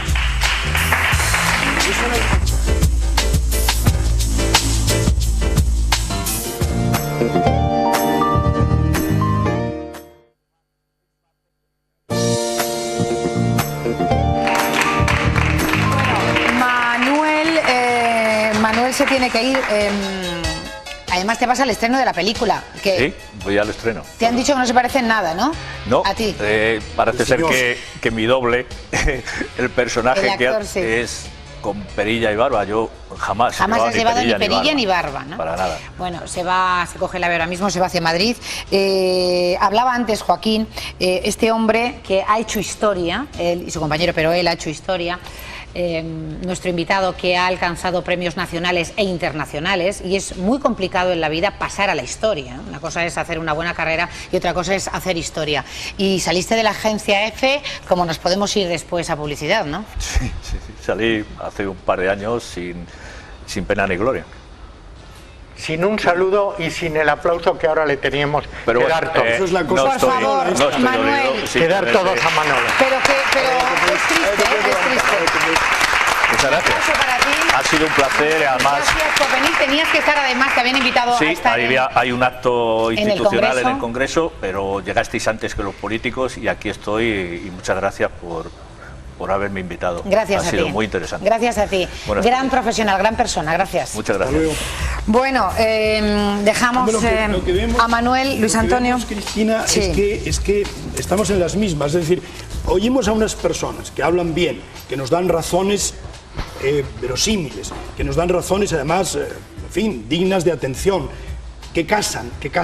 Pero ¿a quién tenemos que hacer caso? Porque nos dan versiones contrapuestas. El señor Armada se presenta como persona intachable y dignísima y habla bien, vale. Pero otras personas que también saben mucho del tema dicen que Armada fue un traidor, o cuando menos que fue un agente doble, que trabajaba para unos y para otros. Claro, ¿a quién le hacemos caso? El decir que uno es católico no arregla las cosas. Ha habido muchos si fuera solo católico, pero es tantas cosas el señor Armada. Voy a poner, si me permitís, al público, porque también muchos de ellos, yo creo que la mayoría, ¿no? Todos, estoy viendo caras, yo creo que todos hace 30 años estaban aquí y a distintas edades han vivido ese momento golpista. Por ejemplo, tiene ahí nuestro... Sí, yo quisiera decir, micrófono, con profundo respeto a los intervinientes, a los contertulios, ideas, pero no compartiendo muchas de ellas, lo siguiente. El señor Villena nos ha dicho que se avergonzó aquella noche, y yo respeto su vergüenza, pero yo personalmente me avergüenzo profundísimamente que después de 30 años se siga sin contarnos la verdad de lo que pasó. Porque no pasó. O sea, que a esa pregunta que hacíamos, que si nos hemos enterado de todo lo que ocurrió... Por supuesto. De hecho, hoy mismo, sin ir más lejos, el 94%, según una encuesta, el 94% de los españoles no se cree el 23F, tal y como nos le han contado. Yo tampoco. Y es más, diría que para descubrir las verdades del 23F habría que hacer otras 5 preguntas. Primera, ¿quién nombró a Felipe González Márquez Helguera Domínguez para que luego fuera elegido secretario general del Partido Socialista y a posteriori... Tenemos muy poco tiempo, Álvaro. Lo defino enseguida. Vamos al Segundo, tema. ¿quién ordenó el asesinato de Carrero Blanco? Tercero, ¿quién está detrás del 11M? Y por último, ¿qué está pasando con el Faisán? Y por encima de todo ello... Es que no te escuchan. Y por encima de todo ello, ¿qué tiene que ver con todo esto? Que creo que tiene que ver mucho el gobierno norteamericano después de que España pasara a ser un país democrático. Vamos a ver si alguna otra opinión del público, y aprovechando, pero brevemente, ¿eh? ¿Alguien quiere preguntar, dar su opinión? A ver, usted, señora, Nada, se llama... Me llamo Pilar y Pilar. En aquellos momentos estaba viviendo en Valencia. Entonces vino mi marido y claro, pues yo en ese momento tenía una niña de 2 años y vivíamos en un barrio que los tanques salieron por lo que es la parte principal de Valencia. Puso la radio, puso la tele y no se oía nada, simplemente música. ¿Qué hizo? Cogió un alambre del trastero, la enrolló al palo del cepillo y se preparó una antena. Y desde la terraza, que vivíamos en un ático, llegó a tener información de Andorra y de otras partes próximas a España que estaban más informados que en el mismo Valencia. Hombre, claro, obviamente. Ahora nos vamos a ir a las llamadas telefónicas. Ustedes son siempre, insisto, los protagonistas, igual que hemos dado el turno de la palabra. Una cosa nada más. El señor no estará de acuerdo con mis ideas, entiendo por qué. Yo, sin embargo, sí estoy de acuerdo en una cosa que él dice, que es que efectivamente no sabemos todo lo que ocurrió el 23F. Eso es obvio. Lo demás, alusiones, Luis Andrés, me había olvidado, pero es que también, aunque sean 2 llamadas, sé que hay muchas, pero me van a permitir, no hay tiempo. Nieves, me dicen, de Valladolid, ¿puede ser? Buenas tardes. Sí, buenas tardes. Buenas tardes, Nieves. Brevísimamente. Sí, brevísimamente. Pues mire, quería decir a los contertulios pues que están en su derecho de contar y contarnos lo que creen oportuno, pero creo que están mareando demasiado la perdiz, que no sabemos la verdad. Evidentemente, no hubo ningún muerto, ni una sola víctima, y en estos momentos tenemos pendiente el 11 de marzo los trenes de Atocha, todavía no sabemos nada, ni hace nada por saber. Tenemos pendiente el caso Faisán, muy serio, señores, que han muerto muchos militares y no militares. Y eso sí que es grave. Me parece que se está dando demasiado color a una cosa que pudo ser y que no sabremos mientras, bueno, hay libertad hasta cierto punto, y me voy a callar lo último porque me implicaría algo. Gracias, Nieves, Gracias desde a Valladolid. usted. Gracias, un beso. Vamos con otra llamada. Buenas tardes. Hola, Cristina. Carlos, ¿de Sevilla. Ah, ¿nos está viendo por internet? Sí, corazón. Pues solamente Carlos. quería darte un besazo porque desde el 6 de septiembre me tienen encantado. Corazón. Muchísimas gracias, Carlos. Corazón, darte un beso y decirte que lo haces divinamente. Gracias, sevillano. Gracias. Exactamente. Tenemos poquito tiempo, Carlos. Solamente quería, pues eso, decirte lo bien que lo hace. Que sí, por favor, Carlos, pero es que no tengo tiempo y el tema de hoy merece todos los minutos pocos que nos restan. Un último... Yo creo que efectivamente está claro que no sabemos todo. Tenemos 5 minutos, distribuyamos. Se nos ha dicho muchas cosas y yo quiero creer que se nos ha dicho bastante verdad, pero sigue habiendo incógnitas. También es verdad que se ha hablado mucho de este tema. No es menos verdad, ya que a mí me aluden tan indirectamente siempre como persona, digamos, de izquierdas. Es mejor no pasar desapercibido. Pero también es verdad que las personas que hablan dejan entrever, igual que yo dejo entrever las unas ideas, claro. Los que hablan también dejan entrever sus ideas. Esta señora que ha hablado deja entrever que no le hubiera parecido muy mal que el 23F hubiera triunfado sin sangre, pero que hubiera triunfado. Lo ha dejado entrever. Bueno, pues a mí al contrario me parece que hubiera sido terrible eso. Bueno, preguntas con sangre que no han tenido respuesta. ¿Quién ordenó el asesinato de John Fitzgerald Kennedy? Bueno, pues pregunta paralela. ¿Quién era la autoridad competente militar? Por supuesto que iba a acudir al Congreso. No se ha sabido. No era el elefante blanco. Entonces, cuando hacemos planteamos ese interrogante de si sabemos todo, Fermín, pues hay cuestiones que no sabemos y preguntas que no podemos contestar. Claro, es que el problema es que yo creo que se ha centrado. Este país, yo creo que con el 23F ha hecho lo mismo que con la transición. Vamos a la transición con la fe del carbonero, vale más no menear cosas y tiramos para adelante. Bueno, pues en el 23F vamos a poner el prisma en 4 militares y un civil y que el resto de la sociedad no pasó nada en ningún lado. Ningún lado. Eso es... En todos los lados se ha posicionado gente. En todos los lados. Y se han inventado heroicidades. Entonces, en la propia televisión. En la propia televisión, Joaquín, que yo no quiero que te vayas de este plató. No voy a... perro no come perro y no voy a citar a compañeros pero aunque solamente a día de hoy, en el telediario de hoy de Televisión Española, se cuenta la historia de la propia televisión de una manera diferente a como ocurrió. Y yo creo que se ningunea a mi persona y a los compañeros de redacción de noche, que estaban sufriendo lo mismo que estaban sufriendo porque habían entrado ahí. Que además estabais en la misma casa. Claro. Pero eso, yo creo que Televisión Española se traiciona a sí misma, su historia y su dignidad, y coloca heroicidades de gente que, claro, cuando ya se tuvo noticia del mensaje del rey, era bastante fácil ser héroe. Claro. Yo vuelvo a una cosa que ha dicho Fermín, ¿verdad? Fermín, que es, yo creo, muy importante, muy importante. Igual que hemos convertido el 23F, en una cuadrícula resuelta, y hemos dejado la transición como también una cuadrícula resuelta. Bueno, resueltas están porque hemos seguido, evidentemente, y hemos seguido más o menos bien, con sus defectos y sus virtudes. Pero es cierto que la transición se ha mitificado y que probablemente el 23F ocurrió en parte porque la transición no se hizo bien, porque no fue una verdadera transición. ¿Acaso alguno nos diga, se hizo lo que se pudo hacer, porque no se podía hacer todo? Pero hay una cosa básica, si se pretendía deshacer el régimen de Franco, y es que el régimen de Franco se deshizo políticamente, pero no se deshizo militarmente, ni se deshizo en la estructura, digamos, de los ministerios o de la administración civil.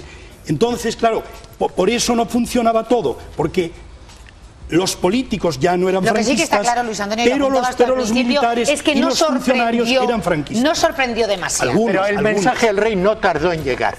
Como se está expandiendo y se está indirectamente diciendo que es que el rey lo sabía y estaba a ver a qué carta se quedaba. Bueno, pues no es cierto. O sea, reloj en mano y desde el lugar donde se enviaron las cámaras a grabar el mensaje del rey, que salió vestido con uniforme de 50 segundos, Joaquín. Ya está. No, pero remátalo. Bueno, no, que se hizo en todo el tiempo más rápido que se pudo hacer. Y que dicen que el príncipe estaba al lado del rey cuando grabaron. Y hicieron muy bien en que lo viera. Que el rey le dijo que estuviera allí delante para ver lo que estaba ocurriendo. Luis Antonio, un placer como siempre. La semana próxima nos vemos. Joaquín, espero verte mucho más y que seas parte de este programa fantástico. Por supuesto, igual Fermín Carnero, un placer. También gracias al público que hoy nos ha acompañado. A todos ustedes, mañana a la misma hora, Somos Así, estará con ustedes si así lo quieren. Hasta mañana.